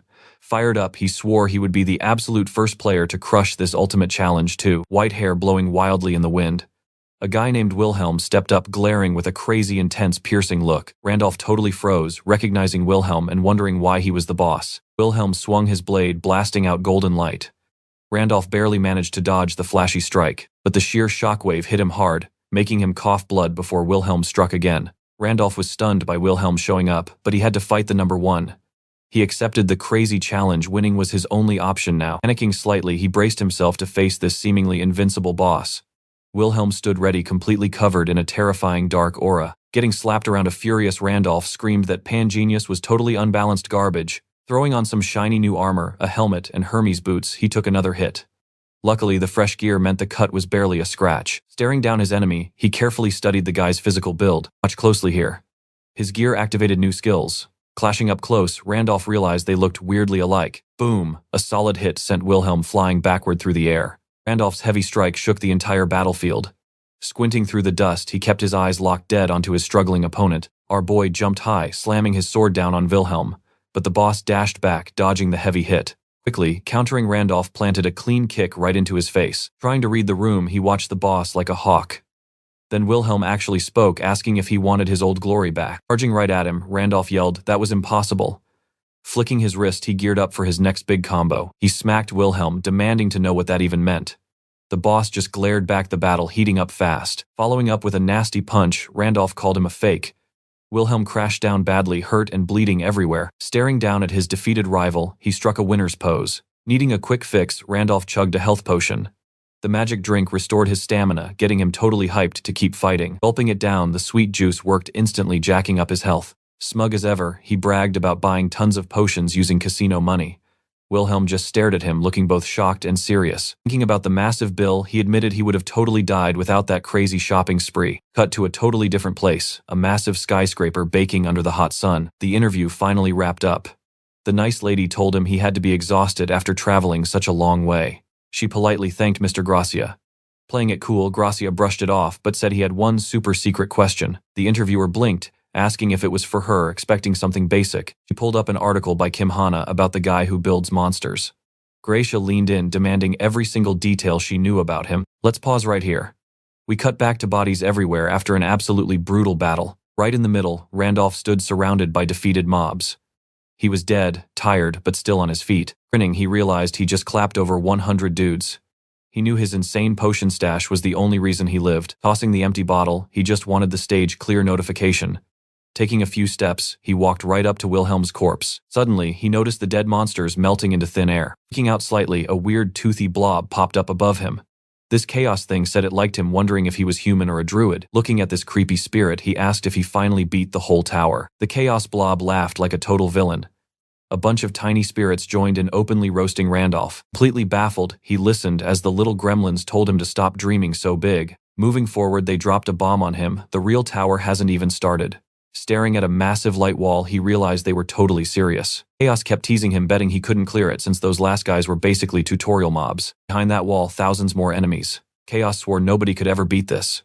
Trust me, you and I need to see what he does next. As he stepped up, Chaos asked his plan suddenly, offering a shady magical contract. Stick with me here. Our guy just snagged a wild proposal for an epic secret skill. That glowing red sphere, proof the tower gives loot based on your trial. Clear the wind trial, boom, you score a wind spirit egg for a shiny new contract. So naturally, stepping into the chaos trial, he fully expected a chaos egg as his prize. These eggs are insanely rare. A chaos egg is peak tier loot, and honestly the spirits are already begging him for a contract. So he wonders, what could be behind that door? Something even crazier than a chaos egg. Stepping into the light, a voice mocks him. Foolish choice, it says. Time to pay up. Thousands of chaos illusions are waiting behind that door. Fighting them all, basically a death sentence. 0 potions left. Total nightmare. But guess what? He already memorized every single enemy attack pattern. Spotting the figures, he just smirks. Potions, yeah, he doesn't need that kind of help anymore. Running the exact same pattern he's seen thousands of times, he fearlessly pushes to clear the tower. The shadowy boss completely baffled as our guy powers up. Here's the part you need to watch. A massive smile flashes, suddenly blinding light blasts from the ground, and a voice admits it loves fools like him. Bam, he is teleported to a chaotic golden dimension, absolutely glowing with endless floating stars. Where the heck is he? But then ding, a system message pops up. Main quest complete. He finally reached the very top of the tower. The glowing entity actually congratulates the crazy guy for ascending, confirming his friends are totally fine. He stays dead silent, just letting that insane revelation sink right in. Wait a minute. Was all that talk about the real trial starting just one massive lie? Weapon raised. He knows these chaos spirits are absolute masters at messing with your head. Staring down that glowing door, he finally understands their chaotic logic. Hearing the offer, he reaches out his hand to claim his hard-earned reward. Crazy energy instantly wraps around his hand. The Tower of Chaos is officially totally unleashed. If the trial ends right here, no hidden gimmicks, that Chaos Egg is the ultimate prize. He grabs the sphere. System confirms it, the legendary Chaos Spirit Egg is finally his. But wait, you saw that too, right? His eyes widen in pure shock. Dark energy suddenly bursts from his hand. Glowing floating feathers appear, a massive hidden trait, revealing a literal celestial presence. Ding. Another notification pops up. He just scored a freaking celestial spirit egg. Holding that glowing ball of feathers, our guy is totally stunned by this absolute mystery drop. Total confusion in his eyes. He has literally zero clue what is even happening right now. The stats drop. It is an unknown realm egg, and only true celestials can actually hatch it. Wait, the realm's race is celestial. Holding this egg basically confirms he is one of them. Is this tied to his hidden trait, or is it just a title linked to the actual celestial race? He asks the glowing figure for details. The response, that is definitely no ordinary egg. Even the Spirit King, the literal god who created Pangea, is interested in it. Our guy is totally blown away. This egg clearly has absolutely insane value. He tosses it into inventory to check later. Then bam, system says the tower is officially cleared. Constellations are boosting his loot. Staring at the alerts, he remembers the Temple of 100 Stars. A constellation interested in Dramuth's sanctuary just boosted his epic rewards even higher. He is shocked. He really didn't expect those 5 arrogant gods to care this much. These temple constellations are massive deals in Pangea. They hand out massive quests and multiply loot drops. Game lore says they absolutely love a good story, so they ate up his chaos run. Because of them, the reward tier is off the charts, picking 2 items out of 20. Absolutely mind-blowing stuff. Right after Isabella and Hudson show up, they actually cleared the tower too. Isabella scored a wind spirit egg, and Hudson bagged a water one. Egg drops are random, but Isabella lucked out with 2. She promised one to the super serious dryads, vowing to release it. The dryad's face stayed totally deadpan, just waiting for that promise. So where does that leave us? The dead forest can finally revive. Stick with me here. The dryads totally hooked them up with mandragora, an ancient herbal elixir. Everyone else was just staring at it, completely clueless about what this thing actually did. They handed it right over to Isabella for giving them the egg. Major power boost incoming. System alerts spammed his vision, updating rankings and mission rewards. Meanwhile, a massive beast dragged their carriage. Randolph got the specs on Guardian Wall level 11, giving him 30 seconds of pure invincibility. He let out a huge sigh of relief. With that privilege unlocked, he felt totally safe. The crazy part, while grinding in Pangea, that wall literally protects his real body back home. Scale Fragment had 72 hours left, though honestly he really wanted way more time. Hudson then called Randolph over looking totally dead serious. He thanked him for the gift, planning to hatch it soon to fix his issues. Randolph agreed, knowing a spirit makes things way easier, and suggested buying an incubator. When invited to tag along, Randolph was told they would absolutely back him up. Smirking, Randolph thanked the guy for the company as they kept moving. Hitting the city, they took in the sprawling rooftops, everything bright under the blazing sun. Pointing around, Hudson asked where they were, following Randolph through the crowd. "You're going to love this panic attack." Hudson froze, screaming in pure horror when he recognized the main street. Randolph shushed him, which only made Isabella super curious. When Isabella asked why he was freaking out, she learned they were entering the Marquis territory. Big reveal: Hudson's absolute nightmare of a fiancé lived right there, hence the panic. Begging to leave, Hudson whined that he definitely wasn't ready to propose to Serengeti. Randolph calmly explained he needed a favor from her. But looking down the dead street, he suddenly saw multiple people passed out cold. Marching down the creepy road, they pushed forward anyway. Grouping up, they stared at a massive, intimidating monument sitting under the blue sky. Spotting the huge crowd, they figured some kind of solemn memorial service was happening. They asked if he recognized any names carved there. He didn't know a single one, but he knew exactly what wiped all of them out. 500 names on that stone. All brave knights who had joined his massive expedition. Watching everyone cry, he honestly wasn't shocked that he couldn't remember a single name. Let that sink in for a second. To him, they were just basic NPCs, literal background pixels. He had to accept this was a game. Falling to her knees, one mother screamed for Wilhelm, begging to get her son back. Another sobbed for Xian, crying about how he swore he would return home safely. Stepping toward the stone, Isabella grabbed his attention, asking what he was doing while everyone sobbed. An older woman's face completely broke down in agony, screaming questions through endless painful tears. And boom, a sudden stroke hit her. Randolph rushed in, catching the poor grandma right before she hit the dirt. Holding her up, Randolph listened as the panicked crowd yelled that Grandma May fainted. Looking up quickly, he checked on Isabella, making sure his companion was still good. Scooping her up, he bolted for the medical tent. Inside the Goddess Church station, he spotted one specific guy among the chaos. Hudson noticed the insane number of patients but realized something totally different was off. The clinic was completely understaffed, which made absolutely zero sense for such a major city. Hudson muttered about terrible management. Then a smiling churchman walked up, asking if they were the outsiders who carried Sister May. Glancing at the grandma, he praised their kindness, but weirdly claimed it wasn't even necessary. Nodding along, Hudson agreed with him. But catching the guy's sketchy expression, he instantly asked if there was a problem. The dude casually demanded donations for the clinic, asking for a ridiculous 50 gold coins. Randolph immediately called him out, asking if he was illegally charging medical fees. The temple guy defended the gold, arguing that civilian salaries were basically a joke anyway. Getting defensive, the man claimed they had zero choice, making things super tense. Randolph coldly asked if Father Andrew actually approved this. Crossing his arms, he called a bluff, saying Father Andrew would never pull a stunt like that. "So what do you and I make of this? A corrupt priest serving the twin goddesses. Stick with me here, because this supposedly wise NPC was known for giving out special honor quests." Randolph was totally confused. Was Father Andrew seriously begging for secret donations? Looking around, the city was a mess. Crumbling buildings, homeless folks, ruined clinics. What happened to this rich town? Meanwhile, cut to a table covered in empty booze bottles. Someone is partying way too hard. A guy practically begged his lord, saying he was already wasted, trying to intervene. Furious, the lord smashed a glass, screaming at the guy to back off. Still raging, the lord told him to shut up and kept drinking. This drunk mess, it is Marquis Weiser, leader of Knight's Garden. Anyway, Randolph finally asks to meet with Father Andrew. The cloaked guy refused, but got interrupted when Hudson was called away. Suddenly, Randolph tossed a heavy cloth bag, leaving the guy totally clueless. Bam! Inside 50,000 gold coins. The poor guy's jaw practically hit the floor. Randolph stepped right up and offered to double it if they brought him to Andrew immediately. Absolute shock. Now watch this. Those gold coins literally reflected in the greedy guy's giant starry eyes. Guiding him to the priest, the kid promised immediate VIP service, practically begging for the extra cash. Scene change. A gorgeous sunlit indoor library with massive wooden shelves, stuffed with ancient books. Father Andrew calmly introduced himself, clasping his hands together. He offered a seat and asked to chat, which Randolph agreed to right away. Sitting down, the priest brought up that insane clinic donation. Randolph casually confirmed the massive flex. Apparently you needed to drop some serious cash just to meet the guy. Classic pay to win. Andrew asked if his greed was disappointing, making things super awkward for Randolph. Curious, Randolph asked how a massive city clinic could be struggling this badly anyway. He pushed further. How on earth did a place like this go totally broke? The priest brought up Sister May, noting Randolph had carried her in after she collapsed. Randolph nodded. Andrew explained her tragic backstory.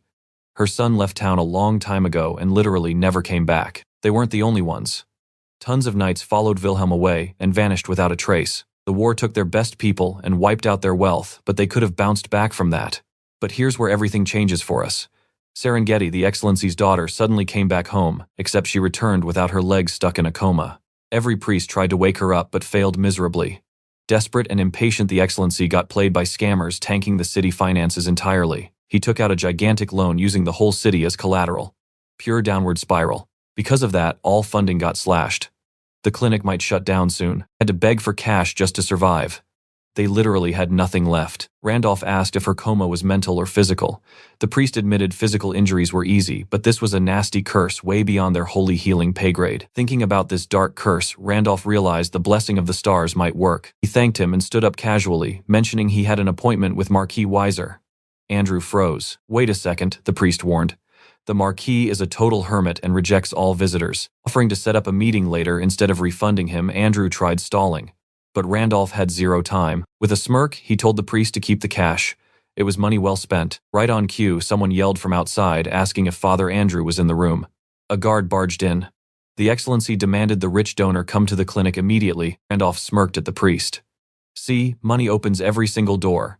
He waved goodbye and started walking, but the priest yelled out, making him stop dead. The priest thanked him for helping, but Randolph brushed it off, saying the donation was no big deal. No, not the gold. The priest meant saving Sister May. This totally caught Randolph off guard. A tiny, rare smile actually showed up on Randolph's face.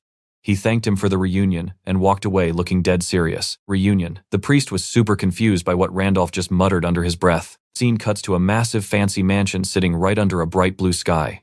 Isabella and her knights are waiting outside. You and I are definitely ready for this. Stick with me, we're looking at the craziest job interview ever. Randolph waits at a long table while a bearded guy intensely sips his drink. Staring holes into our boy, he thinks about that insane 100,000 coin donation. Is Randolph a merchant, but he has zero cargo? Apologizing for dragging them here, the bearded man drops his name, Weiser, boss of the Knight's Garden. Randolph realizes Weiser looks completely different now. Back in the day, this guy was a legendary knight with insane skills. Thanks to Wilhelm Weiser's daughter, Serengeti basically leveled up to godhood, becoming a transcendent being across Pangea. She instantly became one of the continent's absolute heavyweights. And Weiser, he always used his sword to repay both favors and grudges. Was it his body or his mind that broke? Randolph isn't sure, but Weiser is clearly totally different now. Knowing exactly why he was called here, Randolph bluntly points out the Knight's Garden is dead broke. Then he drops the bomb: he will cure Serengeti. Weiser's eyes snap wide open, completely stunned. Bursting into loud laughter, Weiser admits his mistake. He honestly thought Randolph was just some spoiled rich kid. The vibe gets heavy as Weiser asks if they know the rumors. Looking desperately worried, he asks how much money the cure costs.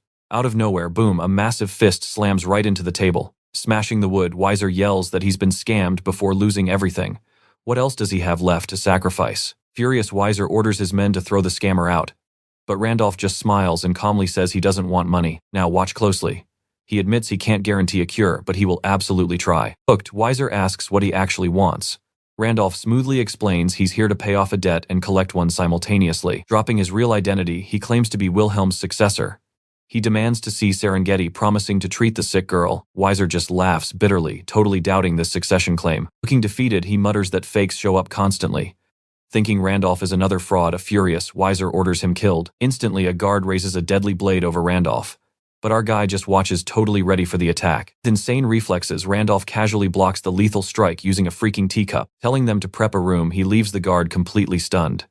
Weiser watches in absolute shock at this raw strength. Stepping up, Randolph vows to prove he is Wilhelm's true successor.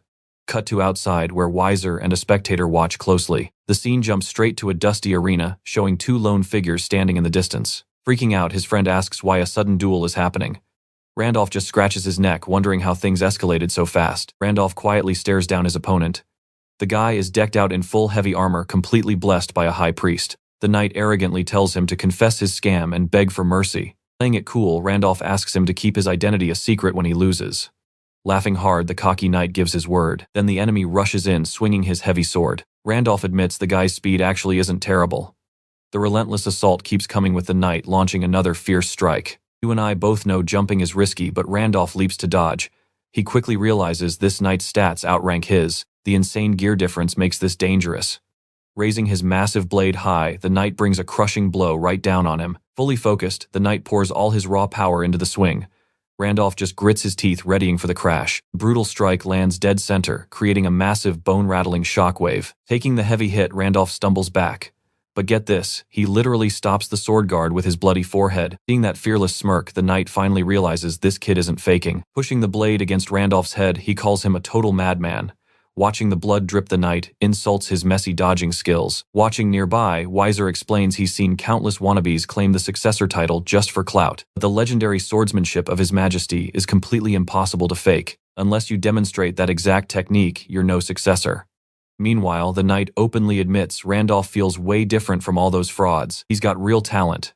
Bleeding from his head, Randolph just chuckles, telling the fully armored knight to calm his ego. Flustered, the knight says he only wore the heavy gear because Weiser ordered it. Lightning fast, Randolph strikes back, making the big guy flinch. In one smooth motion, he jumps right onto the knight, pinning him. He unleashes a brutal counterattack, maximizing his weapon's power. The pinned knight can only watch with wide, shocked eyes. So where do we go from here? He tosses his old weapon, equipping an extreme iron sword to finish this. Let's dive right into this. Weiser and the knight are completely stunned seeing two swords. Hudson just questions when he even acquired such weapons. Bam! Randolph unleashes an absolute barrage of lightning-fast strikes. The knight panics, the attacks are getting way too fast. He desperately blocks with his armor, sending bright sparks flying everywhere. Randolph realizes the blade is super light, casually checking out its rocky design. Knight assumes heavy swords would do way more damage, since these dual blades aren't even scratching him. But Randolph keeps swinging, realizing it's easier to strike his weak spots. Shock hits the knight hard. Suddenly, his own blood is flowing. Swapping gear, Randolph pulls a new blade and charges. Flashing a cocky grin, he tells them to watch closely. This is the Night King's true power. Boom! A blinding light wraps around him, swapping his gear into full battle armor. A glowing system screen pops up, offering multiple reward options. The system drops a proficiency correction, and the extreme iron sword flashes on screen. Sure, its base stats are pure garbage, but the bonus effects, straight up hacking. Randolph immediately activates the extremity perk for using extreme tier items. With the extreme iron sword in hand, he shouts out that it worked. Hitting level 10 sword proficiency, he perfectly copies Wilhelm's legendary moves.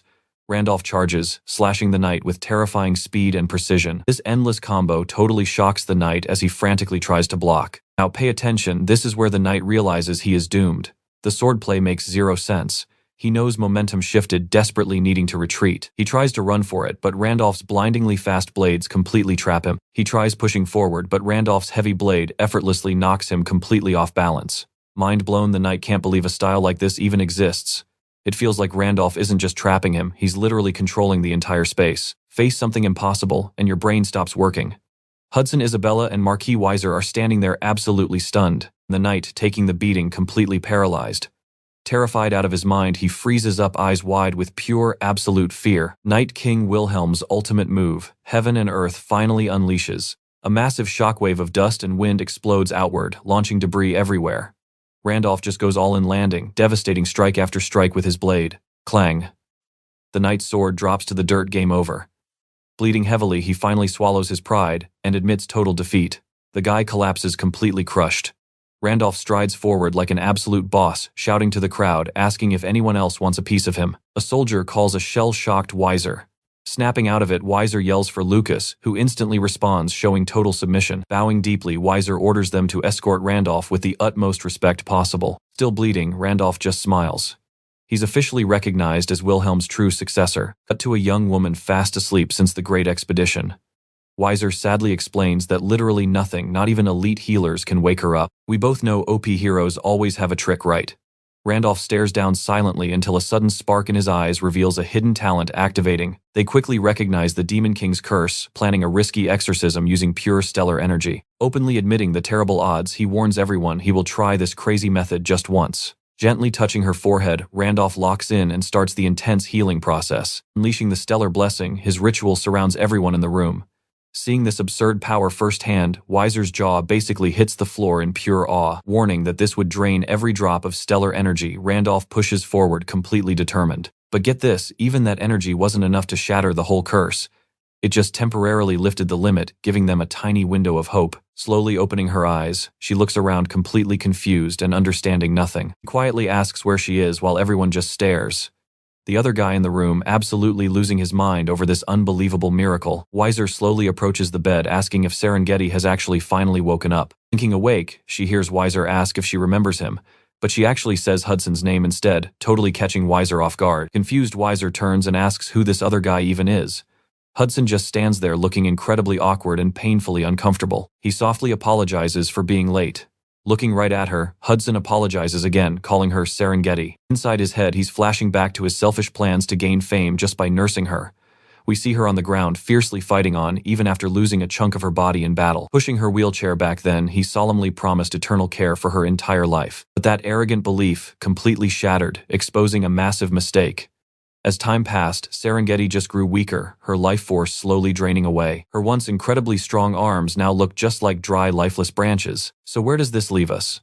Drowning in deep regret, Hudson begs for forgiveness again, while Weiser fiercely questions who he really is. Alright, stick with me here. Her furious dad demands answers about their relationship, but our guy just mentions the curse. Resting in bed, they are left terrified, wondering if she'll ever wake up again. He breaks it down. Her mind has 1 month left. To shatter this curse, she desperately needs another star. Boosting her energy and hunting down 5 stars is critical. He urgently needs to snatch up a warrior's memories before anyone else does. 1 star is already secured, leaving 4 more to hit the goal. He tells everyone to clear the room. He needs to speak with Serengeti alone. The two sit down, bracing themselves for a heavy, serious talk. Her dad brings up the marriage promise, and he firmly confirms the union. Jaw clenched, her father is absolutely furious. He gives a brutal warning: our guy will never see his daughter again. Begging for one last chance, he swears he will become completely worthy. Her dad brings up those insane expedition costs and their desperate search for backup. That's when Duke Cyan's family swooped in, offering cash.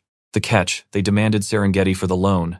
And even if she never wakes up, he accepted the Duke's shady deal. So in exactly 1 month, his daughter gets shipped off to Duke Cyan. To protect this land, he must also forget her.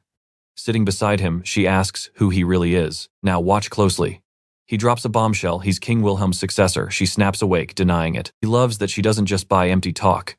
She remembers the day he saw a star, terrified that consuming it would completely rewrite her identity. Flashing back, she thinks about how incredibly anxious he was back then. Thinking back, she understands wanting to protect her love for Hudson. But how does he know a secret only she and Wilhelm shared? He remembers giving those encouraging words. Her eyes completely widen in pure shock. Looking back, she hears her name called out. Wilhelm barking orders to shut up and grab something. Tears fall. It's really him.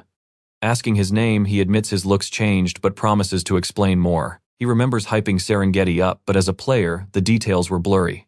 Thanks to the star successor class, he absorbed those ancient memories. That original pep talk, it wasn't actually him. It came straight from King Wilhelm. Wilhelm rarely spoke, making those words a massive leap of faith.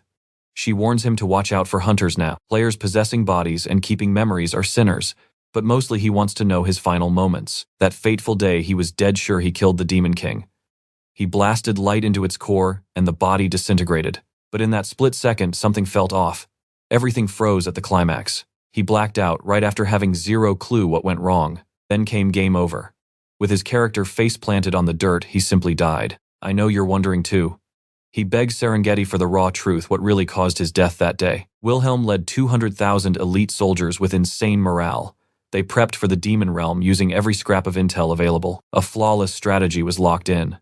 Zero room for error. Everything looked absolutely perfectly planned. Spoiler alert, nothing went to plan. Only pure destruction remained. In the war zone, a heavily wounded Serengeti drops to her knees, staring up at the sky. An ally screams to keep moving, offering to be the sacrifice. Frustrated, her friend hits their limit, begging her to advance. Collapsed on the dirt, she yells that there's no time to stop and begs her to run. Crying Serengeti admits it's over, but begs them to finish his work. Despite massive sacrifices, the mission was brutally difficult. They couldn't even reach the Demon King. A brutal defeat was absolutely certain. Dead bodies rise up like zombies. All across the dirt, more snarling monsters crawl out. They attacked like they read the script, screaming traitor. The entire expedition was imploding from the inside. Looking back at the start, she realizes this insane mission might have been impossible from day one. But wait. A bright light flares. The monsters freeze as a powerful glow erupts. Boom, the intense light explodes, shattering the earth. A shadow steps out casually, noting how tired she looks. With a sword chilling on his shoulder, he tells her to rest. He promises it'll be over soon. Hearing this, she is completely stunned. It's the Night King, the literal god of war in the flesh, an overwhelming aura. Unmatched strength. Trust me, you and I aren't ready for him. Stick with me, here you are about to see one single attack completely rewrite this landscape. Even feeling totally defeated, Serengeti just watches him. Just using a sword, he actually shattered all that absolute hopelessness right around them. With this dead serious look, he is absolutely ready to fight. We see these two just walking through this totally wrecked, devastated zone. Serengeti claims she's fine and shouldn't go further. But Wilhelm, he completely insists on helping to save her energy. She then asks if they are the only ones alive, getting an update about the wounded at the entrance. Wilhelm warns that if that is true, she absolutely needs to make it home alive. He brings up how she cried over some guy named Hudson, but Serengeti totally denies it. But yeah, in her own head, she admits she absolutely cried. Looking completely determined, Serengeti swears she will go back to see him again. Now watch closely. A massive glowing magic circle suddenly drops right on the ground, purple symbols everywhere. Serengeti is totally startled, eyes wide open. Wilhelm just gives this wry smile, finding it hilarious. He chucks the girl away, realizing the difficulty just spiked. Screaming out loud, Serengeti yells for Lord Wilhelm, looking completely heartbroken and desperate. Looking super serious, Wilhelm tells her to go back, get married, or date somebody. Have a good life. He literally tosses her far away. Thinking to herself, she genuinely believes she can survive this even if the mission tanks. The Night King saved her. So honestly, nobody will blame him for coming back alone, seeing how insane this battle is. Showing a photo and wanting to see someone again, she is just hunting for a normal life. Walking through this pitch-black place, Serengeti talks about her hope to escape alive. Then suddenly, bam, she appears right before Hudson. Apologizing, Serengeti steps up, her voice just loaded with regret. Screaming Hudson's name, she instantly swaps positions. Realizing something went terribly wrong, Wilhelm's eyes snap wide open. Boom, a massive explosion blasts sparks everywhere. Heavy smoke swallows the area, creating dark shadows. Looking completely horrified, Wilhelm violently screams Serengeti's name. From way off, Wilhelm stares at Serengeti on the ground. She looks totally lifeless. Lying in bed, she mentions surviving, thanking Wilhelm for that clutch elixir. Thinking about the game, he notes, things got ridiculously dramatic. After that, Wilhelm slaps a talisman on her to hide from the Demon King. Remembering that exact talisman, she starts asking about what happens next in the story. I know what you are thinking, game over. The Demon King actually shows up and gets defeated. Wilhelm just freezes time, totally stopped for him. Looking absolutely miserable, the huge Demon King violently writhes. Stepping up against the shadows, this badass warrior appears totally ready to strike. The Demon King is shocked, never expecting a 5-star transcendent to corner him, but he warns this is a fatal mistake for the Night King. Hitting the Demon King, Wilhelm hears that his physical body can break, but never his essence. Absolutely furious, he screams about respecting the Night King.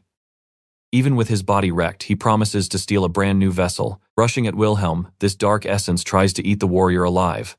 A shadowy vortex spins up, then boom, it flashes with crazy golden lights. The Demon King is totally baffled, having zero clue where this blinding light is coming from. Spotting a woman's silhouette inside the glow, Wilhelm instantly recognizes Fina. The Demon King curses her furious, she is stealing his night. Screaming, Wilhelm gets swallowed by light, feeling insane pain. Roaring in pure rage, he swears to wipe Fina out. Sitting near her later, he admits he remembers literally nothing after that. So basically, the Demon King tried hijacking Wilhelm's body, but Fina jumped in and blocked it. Thinking hard, he wonders what actually happened back then. The scene cuts to the knight's garden walls under a perfectly clear sky. Complaining about shifts, a guard says they've been working way too much lately. The other guy chimes in saying paychecks are late and everyone wants to quit. Agreeing with his buddy, he realizes the delay rumors are true. Turning, he asks why his friend got completely quiet. Suddenly, a massive danger sign pops up ahead. Whipping around, the guard sees something absolutely terrifying. Screaming in panic, he yells that monsters are on the horizon. Charging non-stop beasts rapidly climb the terrain. Yelling in terror, the guard screams about a massive monster wave attacking the city. A long time ago, a war between light and darkness ripped through Pangea. This red-eyed demon absolutely owned the battlefield, terrifying literally everybody. Right in the middle of this crazy war, the goddess Rhea died, a super tragic, devastating turning point. You and I saw this coming. The whole continent gets completely swallowed by profound, inescapable darkness. After that disaster, the continent split apart, completely blocked off by a massive shadowy void. To fix this, they dumped insane money into building shiny new teleportation portals. Stick with me here. People use these to travel, but broken portals spell absolute disaster. These broken gates link straight to the dark space, dumping out nightmare monsters. Seeing the deadly threat fast approaching, the guy absolutely panicked. Spotting the absolute unit of a monster, they screamed.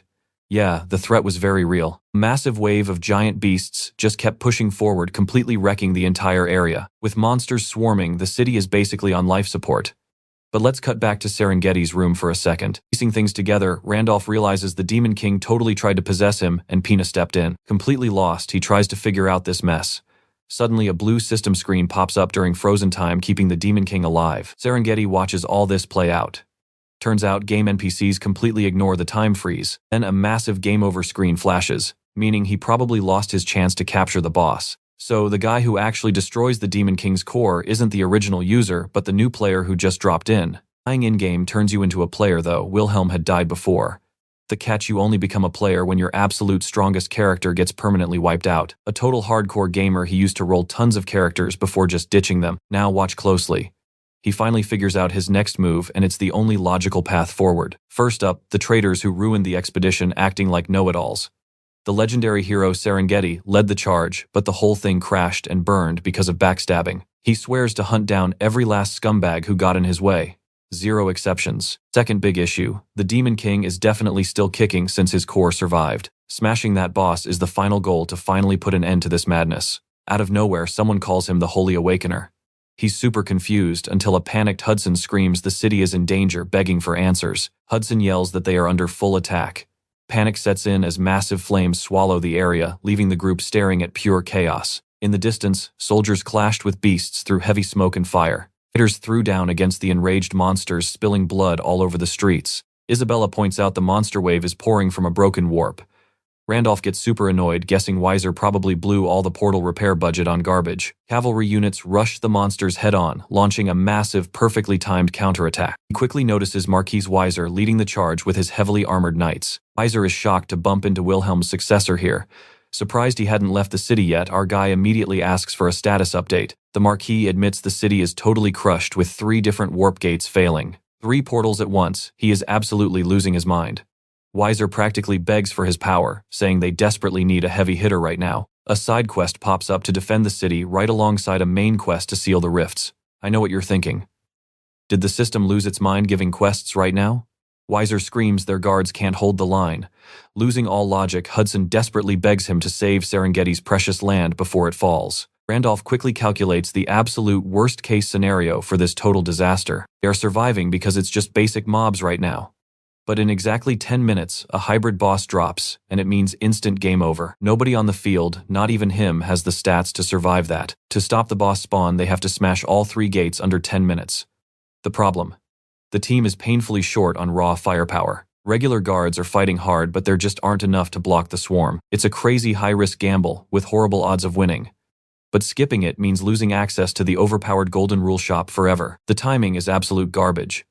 Jumping into a main quest with 0 prep is suicide. The smart play here is to run fast and never look back. Why throw his second life away on a totally doomed city? The pressure is insanely heavy. All around him, desperate people are sprinting and screaming for anyone to save them. Brave fighters threw themselves straight into the meat grinder to hold the line. Terrified, a guy reaches out as a shadow monster creeps behind him. Nearby, a little kid cries out in the middle of the bloodbath. Through the slaughter, savage beasts tackled innocent civilians straight to the dirt. The girl screams for her mom in total despair. Randolph clenches his fist, eyes locked in pure determination. Trust me, you're going to want to see him fight. Stick with me here, father. Andrew is saving a wounded man. Hopping on his horse, the Lord orders his knights to follow. They push forward together, riding out to intercept the monsters chasing down the priest. Blades drawn, they are ready for a real fight. With one brutal swing, he slashes the monster, sending dark blood flying everywhere. The Lord tells the priest to get on the horse and run immediately. I cannot leave yet, the priest mutters, dragging the injured guy through the madness. Suddenly, an axe-wielding monster appears, putting the old man in extreme danger. Screaming Father Andrew's name, he watches the terrifying scene unfold before him. Isabella drops perfectly timed strikes, protecting the fallen while blood splatters everywhere. The Marquis is totally stunned by her insane skills. The priest asks Isabella if she is okay. Meanwhile, some survivors finally push forward, escaping the chaos. Gripping his sword tight, he warns them this mission is basically suicide, offering them a chance to quit. Flashing some potions, Randolph steps up to protect the territory with his power. Looking down, she complains about this miserable trip, only to get told to shut up. Seeing the injured survivors, Isabella admits they desperately need help right now. He knows this mission is absolute madness. Nobody in their right mind would ever agree to do this. Taking the job, Randolph makes it super clear he is not doing this out of pity for anyone. Right in the middle of the rubble, a massive engraved stone reveals ancient history. Now pay close attention, he admits. He loves crazy challenges, demanding everyone listens to him right now. From this second on, the squad stands their ground against the massive horde. The monsters charge in hot, but he promises to carve a bloody path through them. Shouting a command, the Marquis rides out, swinging his sword and leading the knights. Meanwhile, the entire city falls apart under the demon assault, while civilians panic. One of his guys questions the Marquis, asking if charging in like this is really worth the massive risk. A soldier calls out the Marquis' name in sheer panic. Sure, it is basically a suicide run, but the Marquis knows they have to try. Staring at the crew, Randolph yells for their attention, completely locking in his crazy plan. Right here, right now, the team faces down the monstrous wave. Monsters swarm them completely, but he promises they will slice right through. The Marquis asks if a frontal assault is really the move, warning that their power level means total annihilation. Randolph casually fires back, asking if he has a better idea. You see it too, right? They have to break that portal outside, or this monster wave never stops. Promising a clear path, the Marquis stares down the threat. Gripping the reins tight, he screams for them to push forward, leading the epic charge. Pushing the speed limit, he screams at them to never slow down for anything. Charging straight ahead, he yells to keep moving, facing down the massive beast, destroying the entire city. Looking totally shocked, the Marquis admits he actually trusts them, especially Lord Wilhelm's successor. For battle, Randolph looks at Weiser, praising the guy for running without literally dying. Locking onto the target, Weiser measures the distance perfectly. Aiming his deadly spear, he shouts that they are finally within striking range. Winding up for a brutal strike, Weiser smashes the enemy, flexing his insane power. A giant monster growls back, ready to attack. Pulling out a teleportation book, he pops open a portal for exactly 30 seconds. While this happens, the city gets wrecked as the towering beast stomps forward. Over in Russell Forest, the druid stares at the portal, ready for action. He loudly declares he is repaying the forest's kindness, calling out to a true friend. Recognizing their ally, the druids step up with confident, badass smiles. The druids unleash their magic, granting the request instantly. A crazy storm of arrows rains down, smashing the monsters with heavy damage. Completely mind-blown, the Marquis demands to know where this epic help came from. Stunned, the Marquis admits he never saw the Dryads coming. Talk about a wild ace up his sleeve. Randolph smiles, remembering the awesome Russell Forest sub-quest reward. Flashing back to that quest, he remembers giving away a wind spirit. Dryads never betray their friends. Ready to see the power of friendship in action, Randolph happily waits for their backup. Fully trusting his new squad, he grabs his bow for the showdown. The druid spots monsters blocking the gate. Figuring out the plan, the druid just casually steps up, using crazy magic to blast the path wide open. Charging up his wild energy, the druid promises to blow the entire road wide open. Boom, he fires a massive energy beam that wrecks the enemies and blasts the castle. Trust me, you and I need to see what happens next. Stick with me here. Boom. A magic blast blows a path wide open, slamming a monster and sending blood flying everywhere. Sliced right in half, that attack was absolutely devastating. Dust and debris scatter everywhere, leaving nasty trails of blood all over the ground. Right then, massive chunks of earth fly up. Something gigantic just smashed into the ground. Watching this absolute madness, two armored warriors completely freeze. One guy is so shocked he can barely even spit out a full word. Down below, that giant monster is totally reduced to ash. Everyone starts celebrating their epic victory. Riding his horse, the Marquis gets super hyped and declares it a win. But Isabella shuts it down. They still need to destroy the rift. Randolph chimes in. Yeah, the path opened up easily, but that thing was literally a boss monster. Raising his sword high, the Marquis grabs everyone's attention. He stops the party fast, warning them that this crazy monster wave is far from over. Laying out the plan, he reveals they only have 6 minutes until the hybrid shows up. Destroying those rifts is priority number 1. To stop this disaster, he announces they are splitting into 2 units, completely shocking one of the warriors. Time is ticking. Randolph warns they absolutely cannot leave any rift undefended. Sure, the Dryads might slow down the monster army, but a ton of them still guard the rifts. As several knights march across the plains, he makes it clear 2 units is their absolute limit. Getting the logic, the Marquis asks about the leftover rift. There is 0 time to backtrack. Processing this nightmare, Randolph gets super serious, thinking hard. Now watch this move. He suggests just him and Father Andrew take the last rift, completely shocking everyone with his insane idea. Completely confident in his own skills, Randolph insists this crazy move has the best survival odds. He reminds them again. Smash the rifts before that hybrid boss drops. Faster is better here. Totally conflicted, the warrior decides to just trust the guy who got them this far. Banking on that faith, the fighters rush forward to hit their targets fast. Isabella tells Hudson to stop doubting. Randolph always has a backup plan and always pulls off the impossible. He will definitely win. This time, Isabella states with total trust. Priest asks about the strategy and gets a blunt reply. Just the 2 of them smashing the rift. Asking for a second of quiet, he brainstorms a fix. Meanwhile, Weiser, Isabella, and Hudson speed off to handle those 2 other rifts. But here is the massive problem. A dark warrior mutant monster is waiting at that final rift. This specific boss-level threat, yeah, they definitely cannot leave it for the other teams to handle. With Andrew buffing him, they might clear it in 30 seconds, but any mistake drops those odds fast. Honestly, they just have to believe in the crazy plan. Roaring loudly, the Hydra dragon suddenly shows up, proving they actually stand a chance. Time keeps ticking down. With rifts breaking, the hybrid is almost summoned. Sprinting full speed, Isabella closes in on her target. They are out of time. Hudson sprints toward the portal, while the countdown ticks away. You and I both know this is bad. Creatures pour from the rift. The hybrid boss spawns and the clock shows just 34 seconds left. Randolph realizes the basic win conditions are actually cleared. Just one rift left, but then the heavy aura of a mutant monster lights up the whole spot. Stepping right out of the portal, the mutant monster reveals itself. Boom! A massive explosion shakes the ground. The Dark Warrior mutant stands there, gripping a giant sword, completely ready for the final showdown. With a single target left, Randolph tightens his grip on his sword as raw power erupts. Flexing their auras, the duo gears up to smash the very last rift. Sprinting fast, he gets word to use the final available teleport spot. Seeing the clock hit 0, he realizes that last teleport is strictly locked to Lord Wilhelm's successor. Activating a wild hidden feature, a massive celestial dragon instantly spawns right behind Randolph. Eyes locked on the prize, Randolph looks absolutely determined. Triggering the boots of Hermes, he launches into the air, flying way faster than his enemy. Gripping his sword tight, he braces himself for this absolute life-or-death clash. Clashing with the Dark Warrior, he fights hard to block the heavy strike, but Randolph gets blasted away, leaving a huge crater trail. Taking that insane impact, he barely manages to balance himself. Growling like a beast, he looks completely enraged. Launching a brutal counterattack, the multiple heads of the dragon snap forward together. Taking heavy damage, the colossal dragon starts cracking and falling apart, but surprisingly, all the smaller creatures get completely wiped out. After destroying the Hydra, a 24-hour cooldown warning pops up. Worse, the Dark Warrior walks out of the rubble without a single scratch. Wasting absolutely zero time, Randolph just charges straight at the boss. Boom, he lands a massive head-on strike with insane force. Both ready their iron swords. Trust me, you want to see this. Alright, stick with me. We are about to witness pure sword-fighting madness. The enemy backs off fast, but they instantly clash again, trading lightning-fast strikes. Meanwhile, the priest quickly heals up that busted arm. But the monster, it is not letting up, charging straight back in. Randolph gets blasted backward, realizing the clock is ticking down. Looking up, the priest spots the beast in the distance. Bam! The monster appears out of nowhere, jump-scaring the priest. His eyes go totally wide in pure shock. Sparks fly as Randolph and the beast trade heavy, bone-crushing blows on the spot. Meanwhile, the poor priest practically stumbles into the creature's lap. Pushing forward, this Dark Warrior wipes out the mobs with a single savage swing. But wait, hundreds more are swarming in. Randolph locks on his eyes, darting to the side as he tracks the enemy's crazy speed.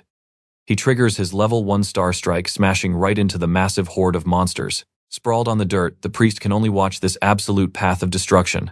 Gripping his twin long swords, Randolph gets ready to blitz the main boss. Completely locked in, he ducks down and studies his target. Beneath him lies pure darkness. With just 11 seconds left on the clock, he crosses his blades and goes all in. Boom. A massive explosion rips through the center of the battlefield, kicking up a colossal dust cloud. The sheer shockwave of that impact violently sweeps across the entire area, blinding everyone. When the dust settles, fresh drops of blood splatter the ground from that brutal head-on collision. Watch closely, this is where it gets wild.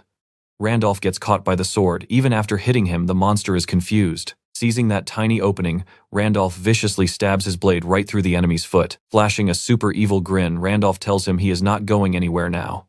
Hearing this, the Dark Warrior looks genuinely shocked by his absolute audacity. Then Randolph screams out Father Andrew's name, grabbing everyone's attention. Clasping his hands together, Andrew starts praying. Randolph immediately orders him to cast the prayer of reverence. He demands the priest direct that buff exclusively at him. Flashback to a bit earlier, they were rushing in with just 4 minutes left on the clock. Sweating bullets, Andrew asks if they can actually pull this crazy mission off, clearly doubting it. Randolph just stares at the glowing portal while the priest panics, saying they are totally out of time. Totally frustrated, Andrew demands to know why it is just them two.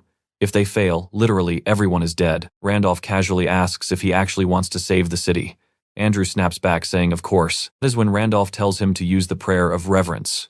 See, this specific prayer is basically the ultimate act of devotion to their holy goddess. But if you use it to buff another person, that target gets a massive power spike for a brief moment. Here is the catch. Casting it on someone else means the priest is literally abandoning his goddess. You and I know how insane that is, right? Forcing a holy man to ditch his faith. It is basically like ripping his own heart out. The loss he feels is absolutely crushing. It is like his entire universe just shattered into pieces. Basically, this forbidden prayer forces the caster to literally gamble everything they believe in. Randolph is asking him to toss away his whole life's dedication. Super confused, Andrew demands to know how he even found out about this technique. Because it was supposed to be a strict secret, Randolph brushes it off, saying who told him does not matter, only that Andrew understands the cost. Knowing all this, Randolph calculated that only the priest's ultimate sacrifice could save them. Since the holy man would never abandon innocent citizens, Randolph knew he could not refuse. Clenching his fist, Randolph basically emotionally blackmails him with the city's safety. Despite the tension, Randolph thanks him and Andrew respectfully bows his head. Andrew admits that without Randolph pushing him, he would carry that guilt forever. Choking up, the priest actually thanks him, tears welling in his eyes. Randolph is honestly caught off guard by this raw emotional reaction. Proving he is a true saint, a blinding holy aura erupts all around Andrew. With deep respect, Randolph confirms the ultimate buff is finally active. He absorbs this godlike energy, but the crazy part, it only lasts 2 seconds. Now fully supercharged, Randolph can perfectly mimic the skills of a legendary warrior. Glaring at the monster, he smirks.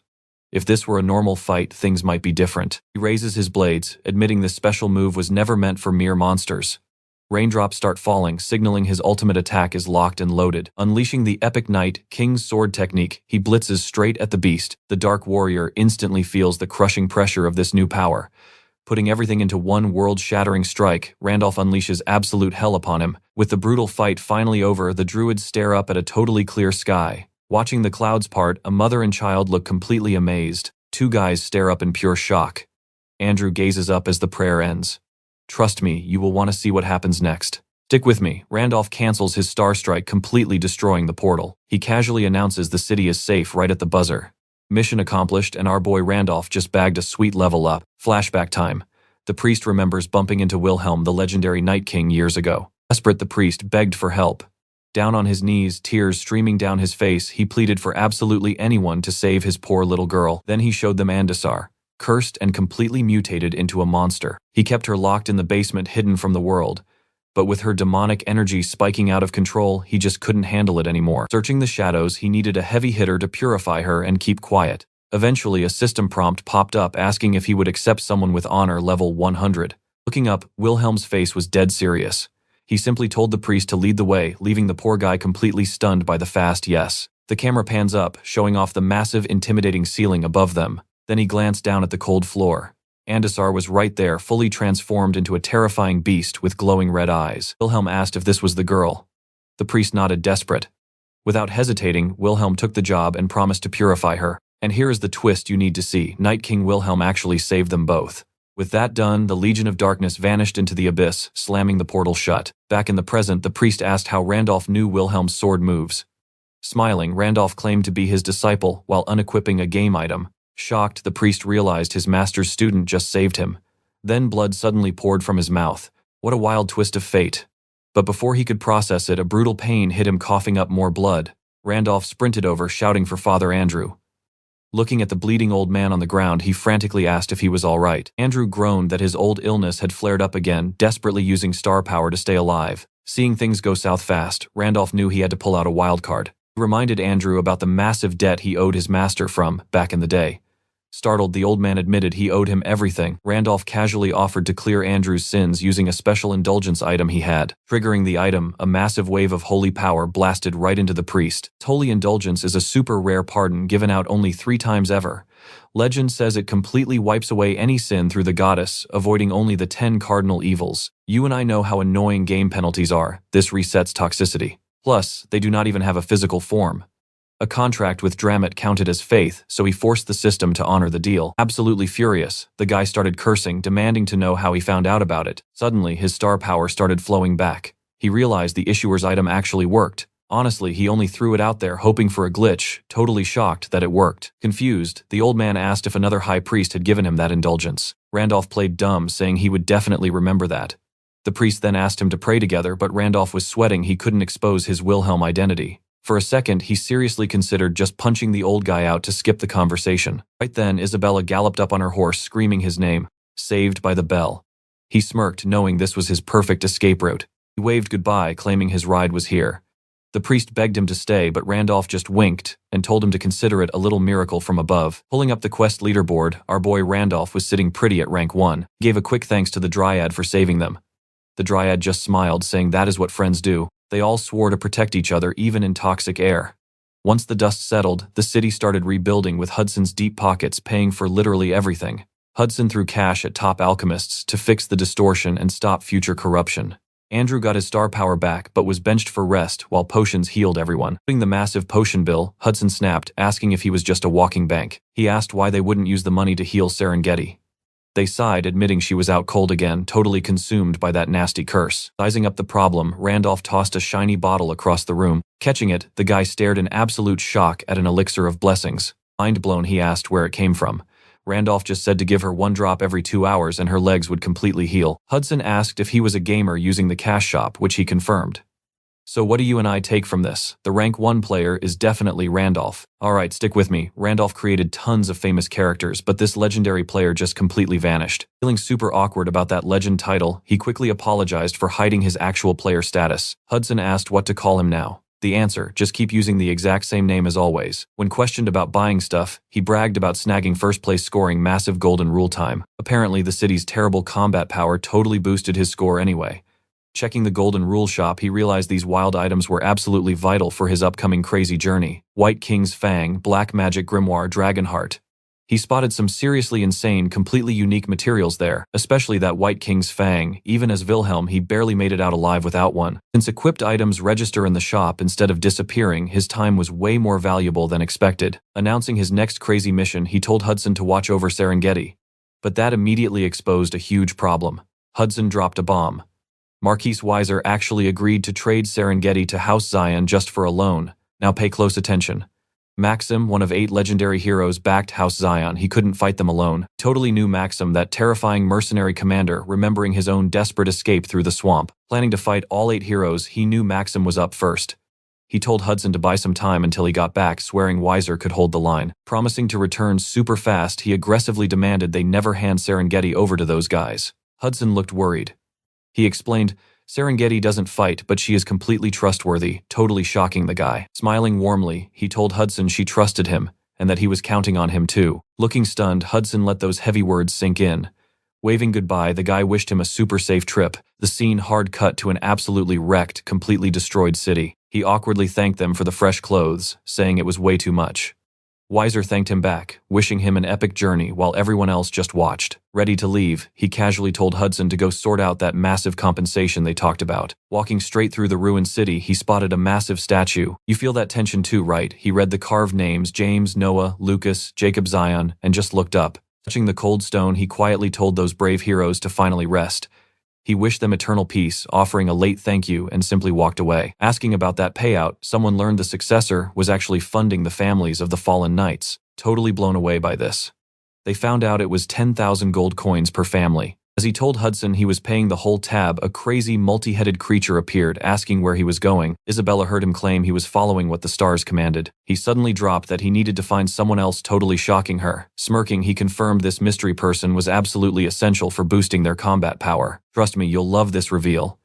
A hooded figure appeared, another abandoned character from his past, just like Isabella. Pulling back the hood to show his face, he boldly introduced Isaac, the Thunder Cutter.